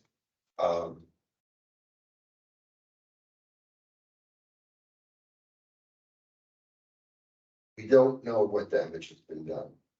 And I'm sure somewhere, somebody who knows Barrington can go around and show you some spot where something was built on top of a wetland and it wasn't good for that one. Somewhere there's somebody who, well, I'll confess, my house shouldn't be where it is. If I came to you and said, can I build my house where I have my house? You should say to me, don't build your house there because it's right on top of a wetland. And I'm sure it's not doing Scruton Pond and the wetland around Scruton Pond. The rules didn't exist when my house was built 200 years ago. And I didn't tear it down. Somewhere before there were rules that are 50-foot setbacks for wetlands, somebody built a house on a wetland and there was runoff into the wetland and it did harm to the plants in the wetland and the critters living in that wetland. I guarantee that has to be true. Because I know that it's true, that I can't be doing the wetland next to my house any good. So there is that. And there is also, the other part of it is that going forward in terms of process, if you've got a 9.6, in which you're going to make a judgment on whether somebody should take a 50-foot wetland buffer and make it 40 feet or 30 feet or 20 feet or 10 feet, and you're only looking at the hardship to the applicant and not looking at, why are we fighting with this applicant who wants to go so close to it if we don't know anything about what that buffer is supposed to be protecting? And I think you should know something about it, know something about its function. You know, what's it doing to protect us from flooding? Is who's living in there? That's valuable. What's it doing to drinking water? Those kinds of things should be understood. And again, I think it'd be the third rail to talk about, you know, every lot. But if, you know, but I feel strongly, and I know the commission feels strongly, and I know others in Barrington feel strongly that 50-foot buffer should be respected as much as possible. And if it's gonna be gone into, there ought to be a good reason. I think that happens now. And that's it. You know, I don't want to. But I will point out, I think that construction now has erosion protection, silt fences and stuff like that. So a lot of the impacts before are dealt with now with town rules. I think that we do look at the, you know, the wetlands being impacted. And I think we're looking for your advice, as the Conservation Commission do, to opine on that as well. So, I mean, I think we're making more. But I feel like what I'm hearing you saying is the Conservation Commission wants more metrics, more data to make that advisory opinion. Right. Because you don't have. And as far as we can see, it doesn't exist. It exists in our head. I guess I would say that way, kind of, well, I'm sorry. Yeah, go ahead. I was just trying to respond to Joyce. And to go back to your question earlier, Joyce, we'd like to go together with you. Earlier, you said you just want the planning board to be aware that we want to do this. Yeah, we could do it that way. We prefer not to. Just make you aware that we're going to move forward with trying to develop something to put before you before town meeting 2024. But we'd like you to be part of that process. And I may be crazy, but partially because you're skeptical about it, we want you to like it before we put it forth the town at town meeting 2024. I guess we've spent, here's my general take, we've spent 45 minutes talking about hypothetical without anything, even as a proposed conceptual to go on. So until we have something to say, oh, wow, I can see that now. It's really like, we're just running on the treadmill. We are fully on the hamster wheel right now. And I don't think we're getting it. Okay, no moms. Yeah, I agree. I think there were a lot of good clarifying points, but we need to get, at some point, you gotta figure out where the bear pooped in the woods to make a decision to move on. and I think it's probably good to hear the perspective that some of us have. Some of, you know, the feedback went back and forth, I think, skepticism, as you said. Yeah. It's probably good for everybody to hear. I'm not opposed to skepticism. I just would like to work with you on this project, and I'm not hearing that right now. Well, I guess here's what I'm hearing is, I don't think anybody has an issue with working on it, but there's nothing for us to work on until somebody makes a proposal of here's what we see. Well, that's what we wanted to engage a professional in doing. Okay. Oh, so what's the hang up from engaging a professional? The process would be engaging the professional with funding for paying that person, as we had discussed with the town planner and the chair of the select board. And your willingness, once something concrete is produced, to look at it and provide feedback. That's it. I don't think anybody's not willing. It sounds like the funding is the issue. So even though I have funding in my budget for it, the planning board has to give me like direction if that's how we want to be. How much funding are we talking about? I don't know. Must you have in your budget? I didn't realize there was a budget actually, for planning board. I haven't gotten it. I would say roughly 5,000. That has not yet been earmarked for anything. So are we looking at like a dollar for dollar match with the Conservation Commission on Sure. what that is, up to a limit of $1,000? Is that like to put together a conceptual on what this would look like as a proposal? That's concrete. Anybody have any? I just have a clarifying thing. Are you anticipating like doing a committee again? Like I'm sorry? the other day, last time, another committee with the soil scientists that you had come talk to before? That's where I was about the soil scientists. I think that's who, or I got him up on. Is that I what would you're ask, asking? You're I would asking? ask the consultant to produce something first before we meet. Okay, And then once he produces something, to have a subcommittee discuss that with him. We'll get, Can I ask that we provide a scope for the soil or wetland scientist on what they're producing? Like an outline of what we want? Because like, produce something. Well, sure, let me tell you about the vegetative nature of like earthworms in this certain type of soil. Is not what we're actually trying to solve. So I think you have to give them a general scope that we are trying to determine the functional value of a wetland in relation to our existing wetland buffers. So, because the goal is not to, that, I think that's It's to perfect. only And work I see Vanessa writing. I think I would say produce a system for evaluating encroachments into the existing wetland buffers and where I am. yeah, that's, And a way to evaluate the value of those wetlands for. but I think you have to give them a defined scope, otherwise.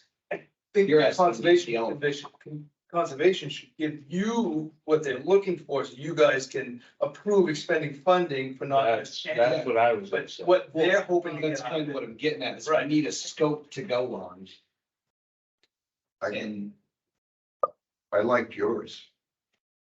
but, and I'll be, it is not. Like I look at it, that is the Conservation Commission's job to provide to us and sell to us, because you're looking for us to co-fund this process. And have it potentially create a further restriction to our regulations, which no matter what, creates a hardship to anybody who owns a parcel of land in and around the town, in the town of Barrington. I can't say around because it doesn't impact. And I'm amenable to it, but again, I would like to see what a scope of work is for that person. So that we at least can say, yeah, we agree with that, or we can fine tune it as, Ron is added and every other. So it sounds like the scope would be to develop a metric to be able to evaluate the soil in wetland buffers. And then you could have some, But who's separate administering- points under who's that. going to administer the metric? Right. You're looking for the soil scientist to write you a zoning amendment that then you can administer and enforce, not a metric by which nobody can look at. If he gives you a metric that says these types of soils are a 5 and you should stay this far away from them, then what do you do with that? You don't know what a 5 is. Who's gonna go out there and say this is a 5? well, I think that would have to be part of it. Yeah. Right. It's, and it's not just, it's not entirely about the soils, it's about, who's living there, what plants and animals are in there, what it's near to. Well, let me back up. We're talking about only a support or waiver request, right? Yeah, Yeah, Okay, that's, so it's only when they're asking for a waiver. To the 9.6. Yeah. The existing. Yeah, that's what I thought. So it would be support for a waiver request or a special conditions permit, I guess is what it officially is. And some way to, quantify, or even subjectively, this 10 feet is more or less valuable than 10 feet somewhere else. Mhm. So, a way to say. Could you 10 put feet- your barn over here or your Well, there's gotta be driveway or- criteria, some ranking system to say these soils are more valuable than those soils, and therefore this 10 feet is more valuable. Yeah. And that's 10 foot buffer over here. There's gotta be some metric in there. That's, to me, it's gotta be in the ordinances that says, this is how they're evaluated, this is how they're ranked. Yeah, Otherwise, no, that It seems puts it in reasonable. bad way to try to enforce it. Right. Well, this is a 5. Um, Well, that, Yeah. I Yeah. don't know. I mean, that would seem reasonable to you, right? Sure. CMA in situations like this. My favorite. Does CMA have a certified wetlands and so? Well, they can act as a neutral party, you know. If the applicant hires somebody, he's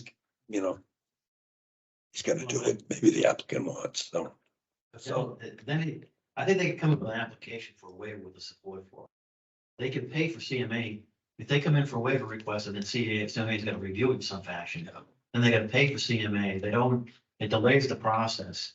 I think it might be better, John, if they meet with the professional up front, they decide whether or not to apply for the buffer waiver or not before they come to us, so that they have some criteria to go by that says this is unlikely to be improved. This 10-foot buffer is unlikely to be improved. This 10-foot buffer is likely to be improved based on the criteria that we put in the ordinances.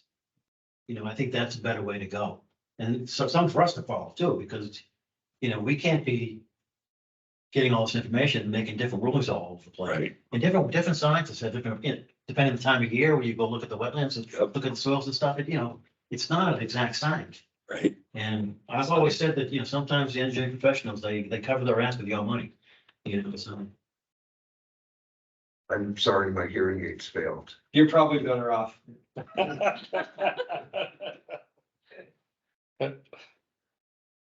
There are EPA has grants for, stuff. I don't know if those have been looked at. Well, if it's 2,000, I don't think that's worth going with, correct? I do see you mentally looking at the clock and how much time you spent on this, and I appreciate, your thoughtfulness. And I just want to have a good scope of work to give them. That way we don't give back a work product that we all look at and are like, we're never gonna do this. so if you would like to see from the Conservation Commission a scope before turning the project over to a consultant. Yep. And you'd like to see that probably on, well, How about April 4th? on April 4th. That's a big work session.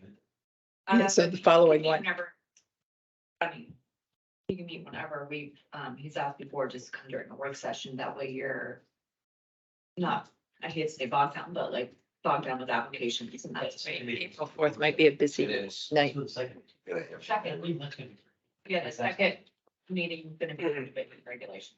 So like you come in before that and just do some. Sorry. And I will thank you, Vanessa, consult with staff about this.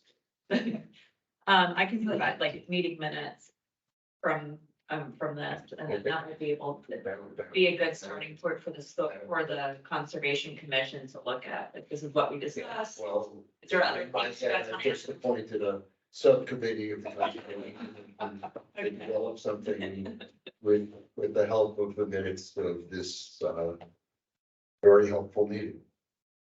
All right, thank you. And Joyce, you said there was something else going on here tonight that Oh, well, we're developing, we're discussing additional possible zoning, what's about. things. I just, because I knew conservation, was coming, I thought when Jamie talked about transfer development rights, that might be interesting for the It's conservation. maybe a little long for tonight. If you want to go home, you can want me to jump into it now or? Oh, no. Sorry. Hold on. You, Well, I have something else on the agenda before then. Oh, yeah. Oh, what else do we need?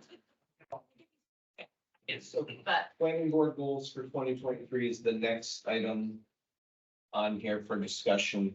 I mean, I can give you a brief overview, like what we're already kind of like working on, like the regulations. I know there's several zoning warrant articles that we wanted to take a look at. That would probably need more work on. And then if there's anything else like, to address. Work sessions.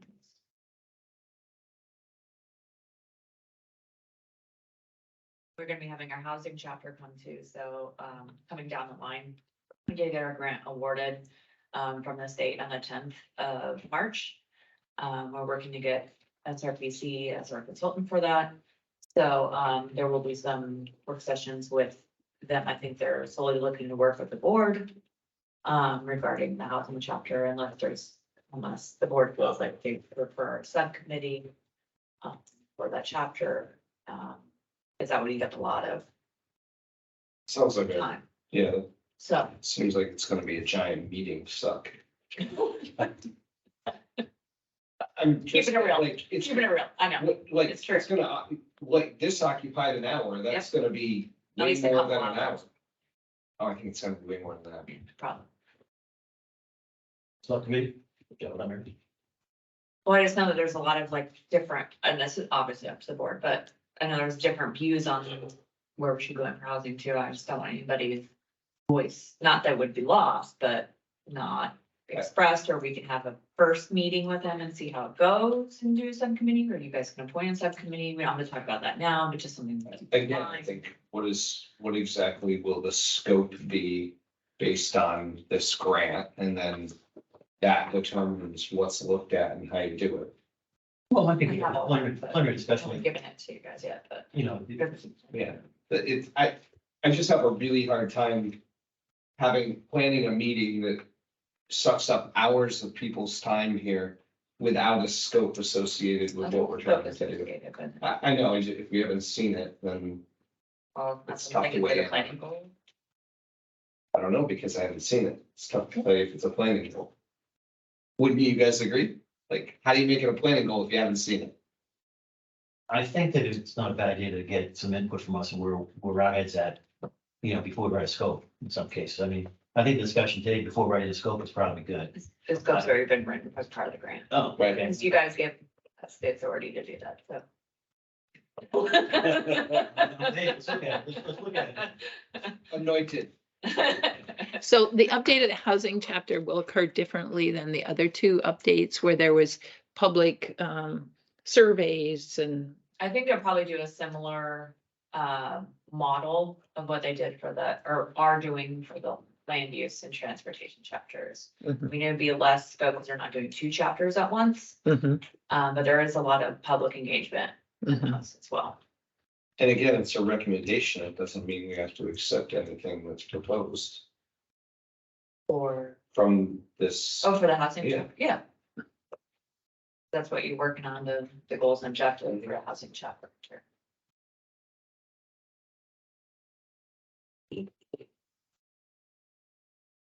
So- Bring it up. And topics for the zoning warrant articles, I know that, Rhonda mentioned science and water quality. I'd like to. Is there any additional ones you want to discuss it, to have staff work with, legal? Yes, I'd like to talk about lot sizes in relation to this zone, whether it's town center, village district, or the general residential area, which is all the rest of it.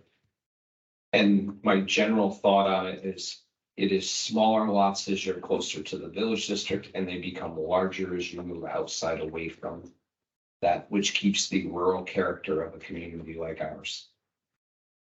Specifically to residential zone, or Yeah. like all of, Yeah, general residential. I don't think it's, and that's why I say I don't think it really becomes applicable to town center and village because they're already modified in nature. It's just the larger general residential. But I think it should be radius outside of the town center area.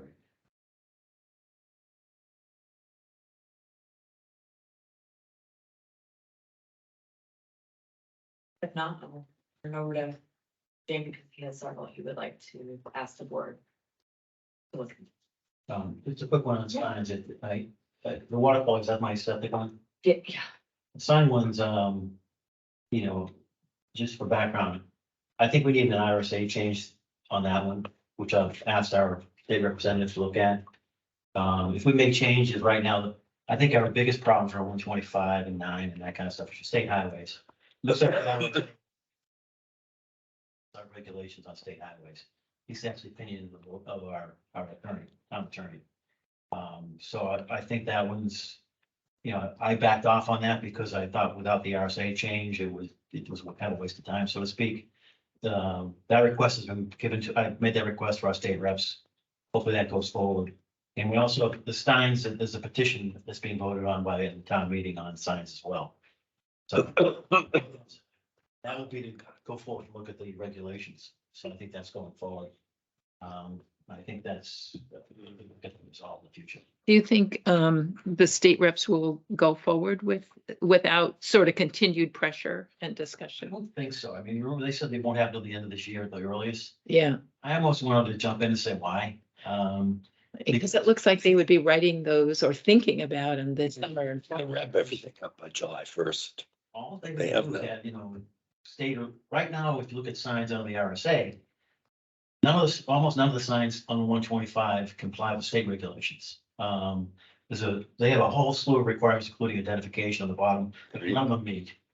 And, but the RSA says local could enforce based on safety only. That's the interpretation of town attorney.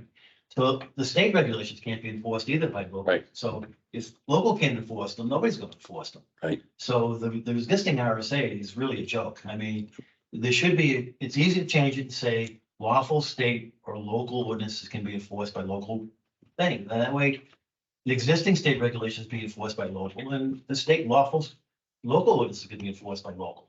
I mean, it's why this is a deep think or requires all kinds of thought process or anything like that is a mystery to me. Just add that one phrase and you're done. So. Yeah, I just think it will take continued pressure on them. Too. I Yeah. hope the selectmen will. Did you make that proposal of a language change Yeah. as well? And I gotta give you two. One, just to get into it, two, but they were leaning toward the one that didn't make the most sense. Of course. So I mean, but I got engaged, so. Thank you again, James Jennison, East Road. Please read it if that would be. Oh, that- Stand up, I feel more nervous. That's better. Learn my public speaking abilities. I'll try to run through this quick. I think you have my handout. One thing that I came to me through the last year, planning board, my new job here, as well as public input, is storage containers. You see a lot more use in both commercial and residential. I don't propose or want to encroach on residential uses for people. I think that's a bridge too far, but I think it's would behoove us to put it into our zoning to mention them, at least not only in description, but for site review and for commercial use, because you see a lot of people want extra storage on their business lots and they throw 1, 2, 3, 7, 5, whatever, and they assume there's no regulation because they're just bringing in storage containers. So I think it should be addressed, and this is, a blurb of things I cut and pasted that may or may not make sense, but there's some, I think, decent information in there. And if you want to discuss it, I'm happy to, or something to look at on your own and get back to talk. If we move on that, Jamie, I mean, the only question I had here, I think it makes, it's certainly worth discussion. Dropping a storage container, I'm kind of worried about having no time. I put in that time, 180 days was temporary. If you're under construction, that would be approved by the building code enforcement. If you've got coinciding with a building permit, there's also a section for pop-up shops. If that were to be, suit the fancy of the board, they'll allow people to have them come in for temporary use to do, a summer bazaar. Maybe you have the space for it. I think what Ron's referring to is within regard to the residential storage having. Or even pop-up. I mean, you have 180 days for construction, but I'm thinking we should have, even if I'm residential, I should be able to put a storage container on my property. Yes, and I think, and correct, I apologize if I miswrote somewhere, cut and pasted wrong. Residential is just an administrative zoning permit, just like a shed would be. If it's under the 200 square feet, if it's over and it needs frost protection, then it's triggered by, it's a structure. And adding that definition in there. Just out of curiosity for my own thought, why would a storage shed need frost protection? If it's over 200 square feet. Yeah, why would it need frost protection? 400 square feet, I apologize. Any building structure over 400 square feet requires frost protection. 600 square feet, I don't know, yeah, that's probably my confusion. Yeah, 400 square feet, frost protection. I say forward here, so. Yeah, 400, yeah, that's right then, if it's written down. If you want to build a deck, shed, anything over 400 square feet, it needs frost protection. It becomes kind of a garage. yeah, but I'm still struck, it's a, like, Container. it's a container, it's a. It's a box structure. that moves. Right, but it's a structure. Right, But frost unitary, right. But it's. It's that's building code that's been adopted. Yeah, it just. You know, any structure and it's defined as, 400 square feet. if you get a 10 by 20, it wouldn't need it, but if you want a 10 by 40. Oh, Yeah. so 400 square feet is good. Yeah. And that's building code, so that's triggered anyways, by my definition of a structure. It would be the same thing. We're currently, and if you put up one of those shelter logic sets over that square footage, it falls into that category as well. So there's, just for consistency, I think that it should at least go into definitions as structure, storage containers. Before we leave that though, Jim, you said 180 feet for construction houses. But what I was getting to was for residential stuff like that, given your research, was there a time frame that makes sense in your mind? I would not impose restrictions other than administrative zoning for placement on residential properties. I don't think it's appropriate. I mean, you can have as many sheds as you want. I think you can have as many storage units as you want on a residential property. Now, if you cross over to like previous applications that are businesses at a residential property, then you may get into a point where you trigger site review, but like a shed, you can put 30 sheds in your property as, you know, that you can see all over town. Just out of curiosity, I guess I'm not. and I guess maybe this is the pessimist in me is, how do you know that they're being, I guess you don't know that they're being used for the intended purpose. On a residential property? Yeah. Oh, my intent was to not focus at all on residential properties. If it's under 200, if it's under 200 square feet, it's like a shed. It can go into the wetlands and the setbacks. If it's up on pilings, just like a shed, you can have as many as you want, just like a shed. Would be no change there. It's more for addressing home occupations, commercial sites. You know, Elfmaid's a good example. There's a couple other businesses in town where they need storage. They just put 2, 3, or 4 of them. And I think that without much clearer rules in the regulation, it leaves it open for, you know, a savvy lawyer to say, no, it's not covered. So I'm just saying, cover it because they're cheap and they're easy. And I think they're hideous. My wife won't only have one, so I don't want anybody else to have one. Yeah. Jim, I know it goes sideways, you know, this is not part of the discussion, but I guess to me, now that you brought up something that bothers me, I mean, we should have a limit for residential. We shouldn't have to be an unlimited number. Well, I'll let you and the planning board discuss that. I don't agree with that one. But Because it doesn't seem to me to be something, it seems to me we should have a limit on how many sheds, how many storage containers you have on a residential property. but, you know, I mean, the lot coverage thing would come into play at some point. Land to have. Yeah. Lot So, I can't do 400 without frost protection, so I can do 17 storage containers. I mean, that doesn't seem. yeah, and then there's one on France Road you can drive by and the lot's pretty much covered with sheds. Yep. Well, I'm talking a little bit of sheds too, so. Well, no, I know, and so that's another thing I didn't want to bring up. Happy to go down that rabbit hole. And next is, I would like to propose, and I'd like, planning board support and, whether, if I get it or not, if I move forward with a petition zoning, warrant article, a density increase to, and you can see my little write-up, kind of came up with some language ideas. My big goal right now is, separate but together with conservation and trails, is to have a connected, unified trail system in Barrington. I think their idea, Steve Diamond's previous idea of having a bike path, a way to go from one side of town to the other and never get on a busy road except for a few crossing points, is fantastic. I think it's wonderful. We got all this conserved land. Let's use it. I want to go one step further. I would like to see dirt bikes, OHRVs, golf carts, and electric bikes be able to use a parallel trail or the same trail. There's other towns that everybody gets along, horses, dirt bikes, four-wheelers, speed limits imposed, etc.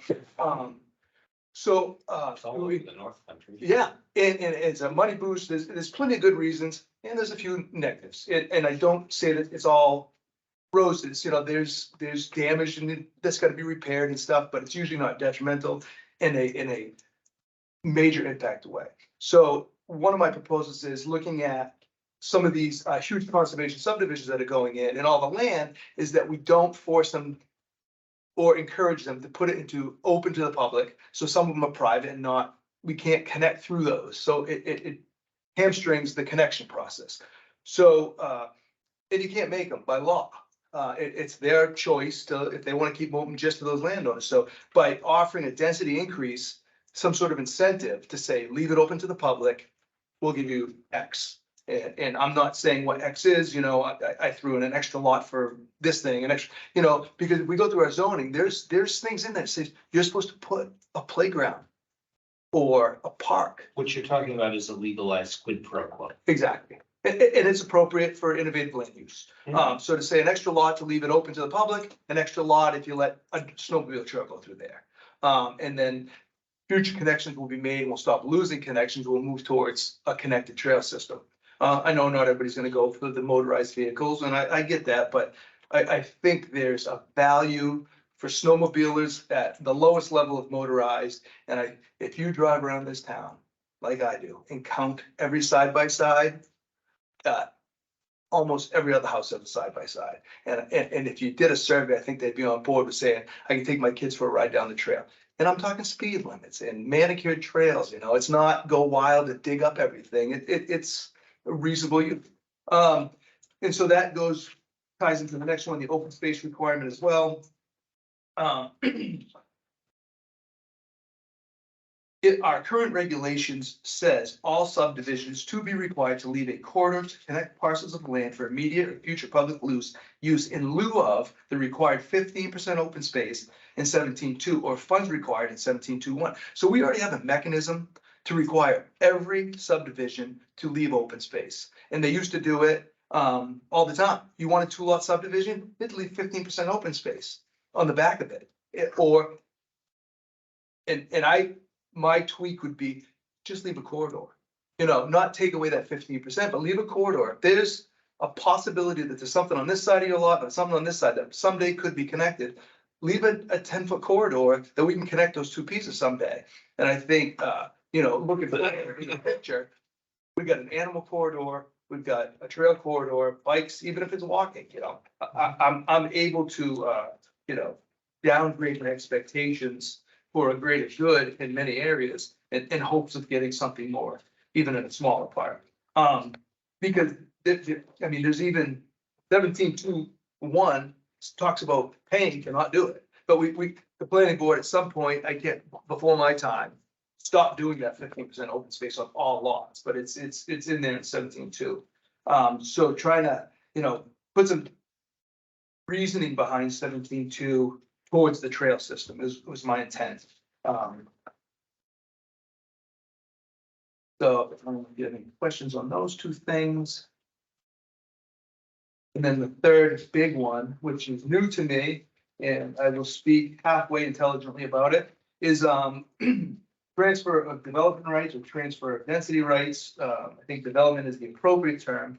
And it again, it's another innovative land use tool, which to kind of put it on the easiest way to understand is one method is to have sending parcels and have receiving parcels. So say there's a 100-acre piece on the backside of town, and to build the scenario, there's an old couple that needs the money but doesn't want 100 houses in their backyard. They can designate their property as the sending parcel. A developer can go in and buy the rights based on a yield plan or some other formula. Dover has a formula of like 85 cents on net type thing that I don't understand. But say that parcel would have produced 25 houses. They purchased the density rights for say 80%. That money goes into the Conservation Commission funds to purchase future conservation lands in a receiving zone that's of higher value. So say they got a beautiful developed property, on the other side of town, and we want to keep it rural out there, talking about Andy's, the spread. And then we take a property like behind here, unfortunately starting conservation, but there's others, and then say, you could only get 23 houses, but you bought the density rights from this other property. Now you can do 40 houses right here we keep the infrastructure close, we build out the center of town. They get to keep the rural character further out. It just seemed very interesting to me. John mentioned he brought it up about 15 years ago and nobody was interested. Dover's trying to do it now, their first one, where they're trying to develop 384 units, I think, by the Liberty Building in lieu of conserving another piece of property in a more valuable part of town. So I thought it was worth bringing to the board. It's gonna take a lot more discussion than we have here tonight to understand it and see if it's something worth moving forward on. But I just, My general take on it is it Pardon me. it very easily could create a NIMBY situation, that not in my backyard. Oh, we'll conserve this and you can go build it all in the. yes, but that's why the planning board would designate sending and receiving zones. That's one method. I was kind of leaning more towards, you know, a different method, but I don't know. Legal hasn't weighed in on what my brainstorm was, but based on what other towns have done, if you have a sending and receiving zone, and say you designate village or town center as the receiving zone, then it would be a de facto, you know, a density increase where you want it, and then the opportunity to preserve more land in general residential and neighborhood residential. But you get the same housing stock, for future, you know, the same housing stock that's gonna come anyways, So that could override the zoning on density It would, in yeah. whatever designated Right. area. and you'd still be, hamstrung by septic. Your septic loading, you know, so you could never go over that. I would be hard to call it hamstrung. I mean, it's actually built out with a purpose of protecting water, so I don't know if. Well, he's saying that Hamstrung. that would. No, from a developer it would be hamstrung, Developing- from building, Yeah, Even if full you- potential. Even if we allowed 40, if you gave septic and support it, you can't do it. right. right. That's the Yeah. way it's. No, I'm saying the developer would be, have a stopping point, say if he has 43, the development rights for 43, but he can only get 48 on that particular parcel. You know, another example where this would work exceptionally well, I think, is if, you know, you look at Caleb's Field or the Dove development, where they're both crying about density and value and they can't do it, you know, that's their hardship. Well, one way for them to forego their hardship is go buy development rights from another piece of property, preserve that property on a different part of town, and then give them those extra, you know, 14, 20, 18, in, you know, the Caleb property, a 67% increase, whatever that was, but I don't know if they'd ever get to that point, Right, but the elderly housing. yeah, right. You know, it's just another mechanism, that just seemed interesting. I thought I'd bring it up to the board if they wanted to, you know, dive into it a little deeper. Let me comment and get your opinion, David, since you talk about people. Let's say we change the density within the town center or the village district. And then allow this to be, get you a way back. So let's say we increase it from, what's it, 10,000 now? The lot size? No, we were at 10,000, we went to 20 or 40. 40 for the second floor. Yeah, 40 for the, yeah. What's it, the town center? It's like 10, town center. Town center, I think is. Yeah. Let's say we change that to Because that was in the village. We change it to 20, but if you do development rights transfer, you can get back down to 10. Yep. That would be something that I would feel better about. What was your impression on that? I think the, you know, the fly in the ointment is, you know, if the developer comes in and proposes what we got behind Irving that I don't care for and don't want, and the reason why the zoning changed, then you're back to where you were, and it's unfortunate. If you've got to tweak something else, you know, number of houses in a cluster. That's kind of my point Oh, though, I'm- and that the town support for those projects is bad. If they were buying developments from somewhere else, support might be better, you know what I mean? So Right. what we got now is not well received. If we increase it, but you can get back there with development rights transfer rights like you're talking about, I think that would be more acceptable to the town. And I guess Right, you something. get a beautiful town park out of it or something. Something I would look at out of there is make sure that they're not buying like a crack parcel, it would have to be contiguous upland. Right. That are. It would have to be good high value. quality. Which brings up another thing Well, about value is amending. different. If you talk to Mr. Grossman, he's preserving the wetlands and things like that. We're Right, and you're gonna get that anyways, because that's undeveloped. You're gonna get that stuff anyways, but getting high value, high quality stuff. And which brings up another thing, addressing, the yield plan criteria. Bringing in a feasibility aspect to it, saying, would you actually build on It's these? developable, it's actually buildable. Well, Right. That's a good thing. I like it. So there's a lot. It's on yield plans. What's that? So- Said I got. I also- Right, and that's, You could stick in that one on yield plans. and based on current regulations, I don't, begrudge anybody for doing what they've done, but if we want to change them, those are things that we should and tweak in this session, saying we gotta look at how we're looking at yield plans, and if it's not feasibly to be built, it shouldn't be Right. a yield It should plan. be a yield plan. Right, if you're gonna go a 60% grade to, you're gonna put an elevator for your car down to a lot you're gonna build on. Yeah. Probably not in the. So is that a planning board goal for 2023 to look at your? Well, that should be as part of our zoning. I think, my opinion is we already have that, but we're not doing a good job enforcing. It specifically says it can't be uplands, can't be ledge, it's gotta be developable. And I don't think we do a good enough job of driving that. Well, but you can argue anything's developable around here. And look at the one we just went through that went to the ZBA for a waiver across from, that abuts Oak Hill, Mary Hill, Eating House, thank you. And But to Route me, 9, like you could, and no, like I said, no offense to anybody that's done it, but that is like the biggest turd lot ever. And yet they're gonna put 2 single-family residentials and a multi-unit back in that parcel when it is god awful. well, maybe we can strengthen the slope thing, but, to me, developable mean, it's reasonably developed, you can build on it.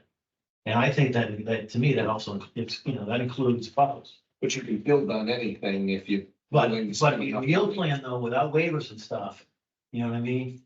To me, that's where you start. You gotta have 0 waivers. It's gotta be completely buildable and doable. And I don't think we do a good enough job of reviewing the yield plans. Cause I think a lot of those, But a yield plan isn't built out to show up. Right. it is, they show the lots and stuff and they show the topos. I think if you look at it carefully, you can say, that's not developable. That's not buildable. They had a lot, you'd have to swim across 500 yards to get to the other part of the lot. Yeah. Yeah, Well, That's not right. yeah, we haven't been tough enough on the yield plans, in my opinion, Then I think we have to firm up the And regulation. now if we put I think more we should trails look in, at it. instead of 23 houses, you can put 26 in. Because he's gonna use a current trail and maybe put a little parking lot in. Yeah. Is that true? That would be my goal. I think that's the trade-off you get for other And he's fees. squeezing 23 and there's so much. But that's not, Where that's would he not put the other accurate. 3? Well, That's not so accurate so that much. hasn't He's come doing it before based the on the meeting, current So regulations. I don't even think we should be Right, that's true. referencing something like that. So, but I think there are items that have been before the board that we can talk about from an experience standpoint. But as to what we've I seen. agree, because on the yield plan, there's so many cases that we look at. And is it doable? Yes. From a financial standpoint, would you ever do it? Absolutely not. You'd lose your shirt. Right, That to me is not a yield plan. I agree. But it has to meet regulations and standards. It can't be opinion. And that's the problem we run up against. It's 80 to 90% opinion and 10% regulation. If the regulation says 16% grade is what you can use for calculatable yield plan, and you say, I just don't see it because I'm not a builder and I wouldn't go there. You're stepping way out of your bounds. You gotta go back to your regulations and it meets it. I think we could add something in for elevation changes, slope. Right. But absent that, I think we have, our regulations are pretty strong. I think we should ask CMA to start weighing in on these things. Is this really buildable? I don't think that they have, I don't think that, personal opinion, I don't think they have an authority to say what's buildable or not. I mean, when a house lot's $210,000 in Barrington, you can build a lot for $210,000. If the market crashes and house lots are 60 grand again, then no, that's never touchable, but you do a lot for $210,000. But this comes back to kind of the piece that I was alluding to earlier when we when I had made the original proposal is we've hit a point where we're doing things that are not good for Barrington, but good for developers. And as Jim points out, when they can get $210,000 for a lot, then what developer in the world is not gonna come in here and build it out? And pretty soon our lovely little Barrington ends up looking like every other breakneck rural Massachusetts, or not even rural, like residential community in Massachusetts. Because we built out every usable bit of it that we can. And one method is to change the regulations and not allow conservation subdivisions in general residential and neighborhood residential and say, build them out. Let me see you do it. Well, that's what I was just gonna say, going back to my point, and the cost, okay, it's not practical. Well, that's opinion, how do you do it? Well, you know what, it might be opinion, so we vote down conservation, yeah, build it out with those 3 extra roads. Right, but you'd have, And see can't if you make, spot zone, so you'd have to say general residential and neighborhood residential, we don't allow conservation subdivisions anymore. Yeah, As well, opposed to- I'm saying they could still be allowed, but now maybe we push for the build out. Be tougher, I think. Right. For example, we always get one sheet from the yield plan. It doesn't show road slopes or anything like that. It needs to road slopes. No, it's just uplands. It's basically just uplands. It's, to me, we're too soft on that. I think the regulations are there for us to be much tougher. And I think we should be. I don't have them in front of me. Okay. For the yield plan stuff, but I agree. I think that we can, there's tweaks that can be made there to make it stronger and then. Sorry. So, That's your problem. And then, what was the other thing? Oh, one last thing in definitions, under structures. A change I'd like to see, is that in zoning, it says, we We go to impact oh, I fees didn't put that after. on that sheet. This was a last minute addition. John brought it up to me as I was asking him, what the setbacks are for a generator. And so, in structures, the definition of structures on page 89, it says anything constructed, placed or erected, whether above or grade, are exempt from building permit requirements and set forth in 54.1. So the structure was meant for setbacks and building permits for signs, stone walls, septic systems, driveways. But then it goes on to say heating and cooling equipment, which does need a building permit. So some sort of tweak to say that you're not exempt from a building permit if you put your heating and cooling in the setbacks. Does that make sense? Um, Under, I lost you. Heating and cooling, but Uh, I mean, it says, heating and cooling, well, I just, that was the thing that, the impetus for recognizing it is that, heating and cooling equipment, even if you put in setbacks, would need a building permit, so I don't know if we should tweak that before. It's just one of those little, You suggesting we should define whether generated, we should decide whether heating and cooling equipment like compressors and stuff outside are subject to the setbacks or not. they're not subject to setbacks, I would say, and I don't suggest changing that, But including generator. right, but I'm looking for language to say they still need a building permit. Because if you put in a generator, heating, say you put your evaporative cooler out there in the setback, and you say, oh, I don't need a building permit, because I'm just putting my AC thing out there, you still need a building permit to do it. Yeah. So, why? John mentioned that one. Why? Yeah, why? If you're adding AC to your house and just because you put the condenser in the setbacks doesn't mean you're exempt from a building permit. It's just, I think it's, I mean, I guess I look at, if you mount it to the house, do you need a building permit? yes. If you add AC or heat to your home, yeah, there's propane, mechanical permit, Yeah, I mean, electrical. that's a whole different, like, I'm just, I mean, you have to pull it anyway if because you have an electrical connection, you've got a gas. that connection, like- one would reasonably assume that, but I just, under structures, if someone was reading it, said it's exempt from a building permit, I just wanted to point it out that might be a wording change that could be, looked at. So, I mean, I'm not affected by it one way or another until someone, plenty of people don't pull permits for all kinds of stuff. You know, so it's not gonna change that aspect of it. It's just as far as, you know, looking at why it says, Is it $100 money grab? I guess is what I'm asking. yeah, Like, what do you, no, it's clarity and conciseness in our regulations, so they're not. I mean, the thing I'd be more worried about is like, you know, I live on a very small lot and I have a generator that sits off the back of my house. If my neighbor went and plopped one right on the side of theirs, then all of a sudden now I've got to listen to their generator on top of. Well, there's somebody They else. can. There's somebody Yeah. else. Right, but they can do I that. have a quiet generator. Right, but what I'm not saying that, they can do that. Yeah, I'm just saying they gotta get a building permit to hook it up. They can put it next to you. Yeah. But to hook it up, we were looking and saying maybe there should be language, so they still need a building permit for those things. If not, I'm not one way or another on, I just thought I'd bring it up as a add on to my other more personal list. And have answer any questions on anything I discussed. So the last page, you had the impact fees for recreation and library. Do you want to speak to Oh, that? yeah, I talked to Connor. I've always come up with the whys and why nots when I believe that in a boom economy, you know, for lack of a better term, I like to stick it to the developer, right? You know, if you're a homeowner in town building something, I don't want to see you get hurt or had an extra fee. But when a developer comes to our town and adds 43 houses, for them to spend $4,600 extra as an impact fee, doesn't hurt my feelings in the least. they just pass that on to the buyer Right. anyway. And if they can afford 900,000, they can afford 900,000, 4,000 to go towards the town. It's no, it's, to me, it's. I hate to use the word free money, but there's always a cost. There's no such thing. Exactly. But when we had the impact fee for the school, I think it was a good use. Looking into impact fees, you can do it for recreation. You can do it for the library. I mean, we've had this hang up about the library for how long? Longer than I care to remember. Imagine if there was an impact fee that said we paid back X amount of percentage of it.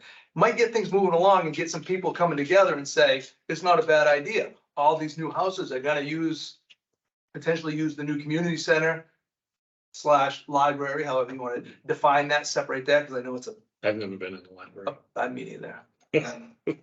Are you saying that seriously? Yeah. I never have. I've been on the computer. I look everything up on my computer. I mean, I've been in a library when I was a kid, in Dover, but I've never been to Barrington Library. I've been to there. I take my kid up there, but I stay outside, make them run up. But I think that it's personally, I think it's a good funding mechanism. It worked for the schools. There's tons of building going on, and there's certainly an endpoint inside. I wish we would have addressed this 2 years ago and collected some of that funds. I've got different opinions on far as administrative burden, on its value. So there's that. So, you know, so there's some things to weigh, but I think from the rec doing a splash pad, you know, it's just one thing that popped in the head. I mean, it's on the capital improvements plan. It could be from a very rudimentary understanding of how this works. I think those things could be funded and paid off with, you know, that impact fee. So I think it's just a missed opportunity if we want some of these things for town, and we don't want to pay for them, is really what it comes down I to. mean, we just dropped it from schools, right? So We had to. it's almost like, almost no impact because It the wouldn't. ones from schools were recently eliminated. What- Yeah, They were, November. yeah. November we stopped. So Yeah. we put this back, it's like a wash almost. Right. I mean, I think it's a good idea. I mean, people tell me they moved to town because of the rec department, because there were summer programs Right. and before school. And they can't after school. expand because they got no more room or size or this or that, but I don't know, just thought, so again, food for thought, A you know, town pool. longer meetings to talk about. That's, you hear that. How about just a lake? We get plenty of water. We're trying to that too, and it could go to that. I mean, if that goes to building Nobody the parking wants lot to on the new beach. lake access, I don't know. You know, I don't know I can't give you all the details on exactly how it works. I can put it into motion tomorrow. It's just food for thought and causing, you know, discussion. I think it's good. What's the process for that? Does that have to go to a town vote? Well, we, Impact. Yes, this would all go on. You have to do a Right. study. So Bruce Mayberry, is that his name? he is retired, he no Oh. longer does it. There is a niche missing. I have looked into it. I know that discussion came up before. But like the public and safety building wanted to do that. So I think they're still considering that. I don't know when on their phase, they're doing that. They were gonna bring it before the voters. And I think they're designing, anyways. So I think that they still want to pursue it. I asked the department before if they were interested in doing it. At that time, they were in a committee. I don't know if it was like a total no, but they weren't comfortable at that time to do it because you have to pay somebody to do an impact fee study, and that's like the planning board to initiate that, and then it goes before the voters to have it enacted, essentially. But I do have some resources on who we could use, but. Like, just to give you an estimated value for the impact fee study for the public safety building. And that may be like a small scale, maybe, I don't know, but that was about $8,000 for their impact fee study is what, looking at it, trying to get it ready for the schedule. Now, the town law, that was on individual lots, though, right? So this would be the developers only, so it'd be more targeted. Is that will that fly? Pardon me? I don't know. He's saying, no, he's saying just an impact. It'll be everybody. Everybody. Everybody. Yeah, every new building permit. Okay, yeah. Yeah. Yeah. Sorry, misunderstood. No, I'm saying I hate to pass it on to residents that are already here that are buying a new house, but you know, they're selling, they're getting it. It's kind of a wash, but. For that, when you say every new building permit, I think it's excessive at the time of building permit. right? See, So if somebody goes and pulls in a building permit to do a renovation, no impact. fee. no. Just a new New build. home. Yeah, I just wanted to. Yeah. new construction. That CO of a new home would, I believe is with the assessment. Would that be progressive? Do they do that too? Would They that- can, but That's It used to be by bedroom. By By well, bedroom. Dover used to have an impact fee for accessory dwelling units, but they tied theirs to water and sewer impact because they had water and sewer. So I don't know the legality on doing ADUs, or if you'd want to, you know, I don't know how we can regulate that. I just know from experience that Dover used to do it when you did an ADU. Because they claim the impact to water and sewer, and I don't know the mechanism. No, but I was suggesting progressive. Could it be like, 0 to 10 houses, it's this, per house. Above that, it's a higher number. Yeah. Like income taxes, Right. the more you earn. That's the stuff you decide if anybody wants to. By square footage. or Percentage whatever. wise. That's the stuff, if you decide if somebody wants to do it and go through the process of doing, like Vanessa says, doing the assessment. It's gotta be on the capital improvements plan, and then you determine if it's ready and then seeing if it's legal to, like a lawyer, if it, 4,000 square foot, 2-bedroom houses. but I think $4,600, was that the old impact fee? Was it that much? Yeah, so It was like that. 4652. Ooh, here he I said. was talking. You just, I didn't like paying it. Based on what? What was it based on? I think it was. So it was just a flat fee? Yeah, I think it was No. based on the school budget, that's the number they, I don't know how they do the formula. Yeah. Not gonna be as much. But. This is gonna be matching funds, this stuff that goes with it. That's all I got. So what are next steps for issues we want to discuss some more? How do we process it? Oh, stay here and discuss them long. Oh, I wasn't thinking that would be the process. I think we need to build out a list. I give out that list of like your goals that you want to see done this year. So, cool. Or. My general feeling, and this is how I do it even within work, is anything more than 4 goals is not realistic or achievable. I try to make sure my team sets goals that are classified as SMART goals. Is it specific? Is it measurable? Is it achievable? Is it realistic? Is it timely? Like, if you're focusing on that criteria, I think that's, and that's how you define it. And I wouldn't recommend taking on any more than 4, because I don't think it's. And I already have 2 goals to work on this year. Or 3 and subdivision regulations, site review regulations. And then the housing chapter, which may not be as much for the planning board, other than like adoption, that sort of thing, but. So that it's gonna eat up some time too, and then when zoning comes up towards the end of the year too. The water quality one, just want to touch on that briefly. Yeah. Because, John said we've put in the new, new zoning and it was zoned for that. I don't think it's true. I think the shoreline, protection district, we can stick it in there very easily. You can't do 75 feet from a building. I think it just added, you can't do if you do anything within 200, any additional increase in square footage within like 250 feet, you gotta do a septic review. You gotta certify your septic is operating correctly. So I think that is not as big of a deal as John. Right, that happens when you sell a house too, right? Well, In no, New only Hampshire. when you build. So Only other when you build. houses, whenever you sell your house, you gotta have. the Yeah, inspection. Title V, It's gonna right? be similar, you have an inspection, but only when you're adding on to a property, Right. increasing the square footage of a property. That's why I like this so Within the polluted. shoreline protection district. All That would be the recommendation. those small little houses are now full-time houses Right. with, who knows what they have for septic. Well, the one that kind of You like, only get them when they do something, you know what I the mean? crawl that went up my rear end is ZBA administered, and this is an already set decision, so I'll talk about it.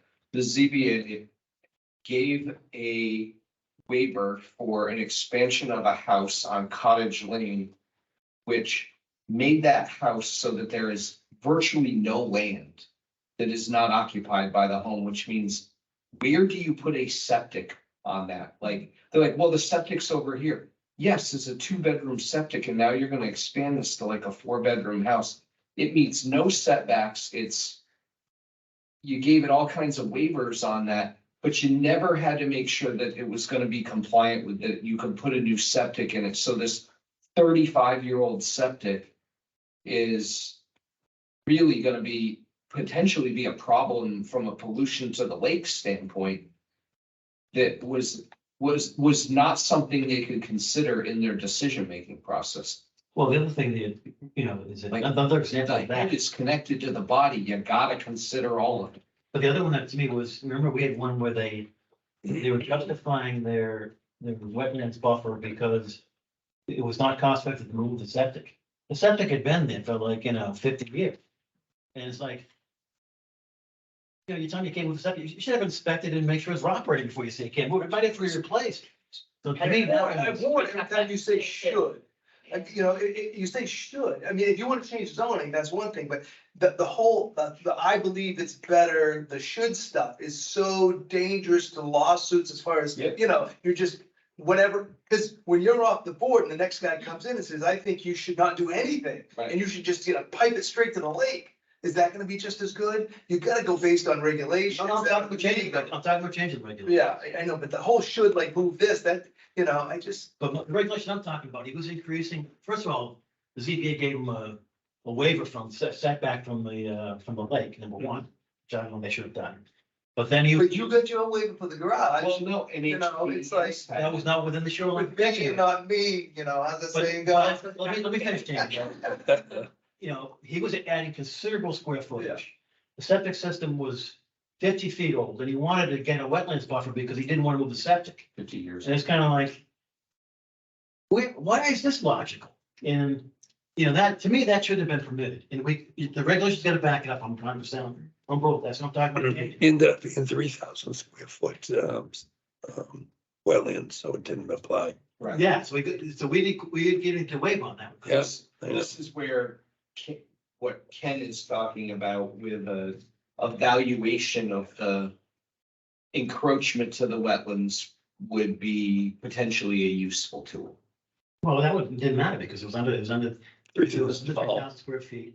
The ZBA gave them the weight setback from the shoreline protection district. So there's nothing we could do. Before it was ever measured, they gave it to him. Yeah, I mean, to me, that was a questionable decision. Let's put it that way.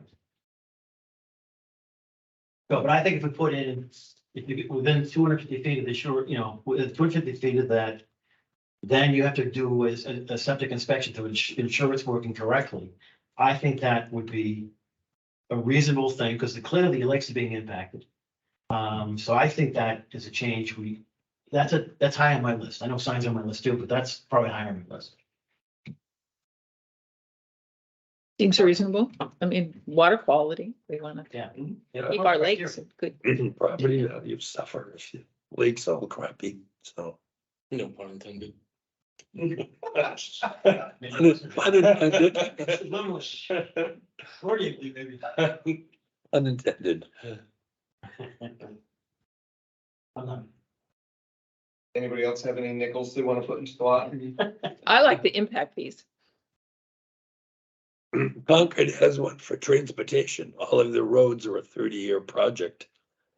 And they get an impact fee just to take care of their roads by plowing trucks and everything. which Does might be that some of help the- keep their capital warrant articles down? Curious. Yeah, I was gonna have Connor talk to them because on the municipal association, there's a woman there who's a counselor in Concord. He's also on the board, so maybe they can chat that up. Because the price of the trucks for the highway department is getting unreal, so. It's gonna come down very soon. Oh, you're optimistic, aren't you? I told you. $40 million for a plow truck, my God. Mm. You entertain a motion to adjourn? Yes, I will entertain. I make a motion to adjourn. I second it. Is anything else you want to talk about? Just really quickly. Okay, second roll call vote. Gabrielle, why? Jesse, right? Napa, Field,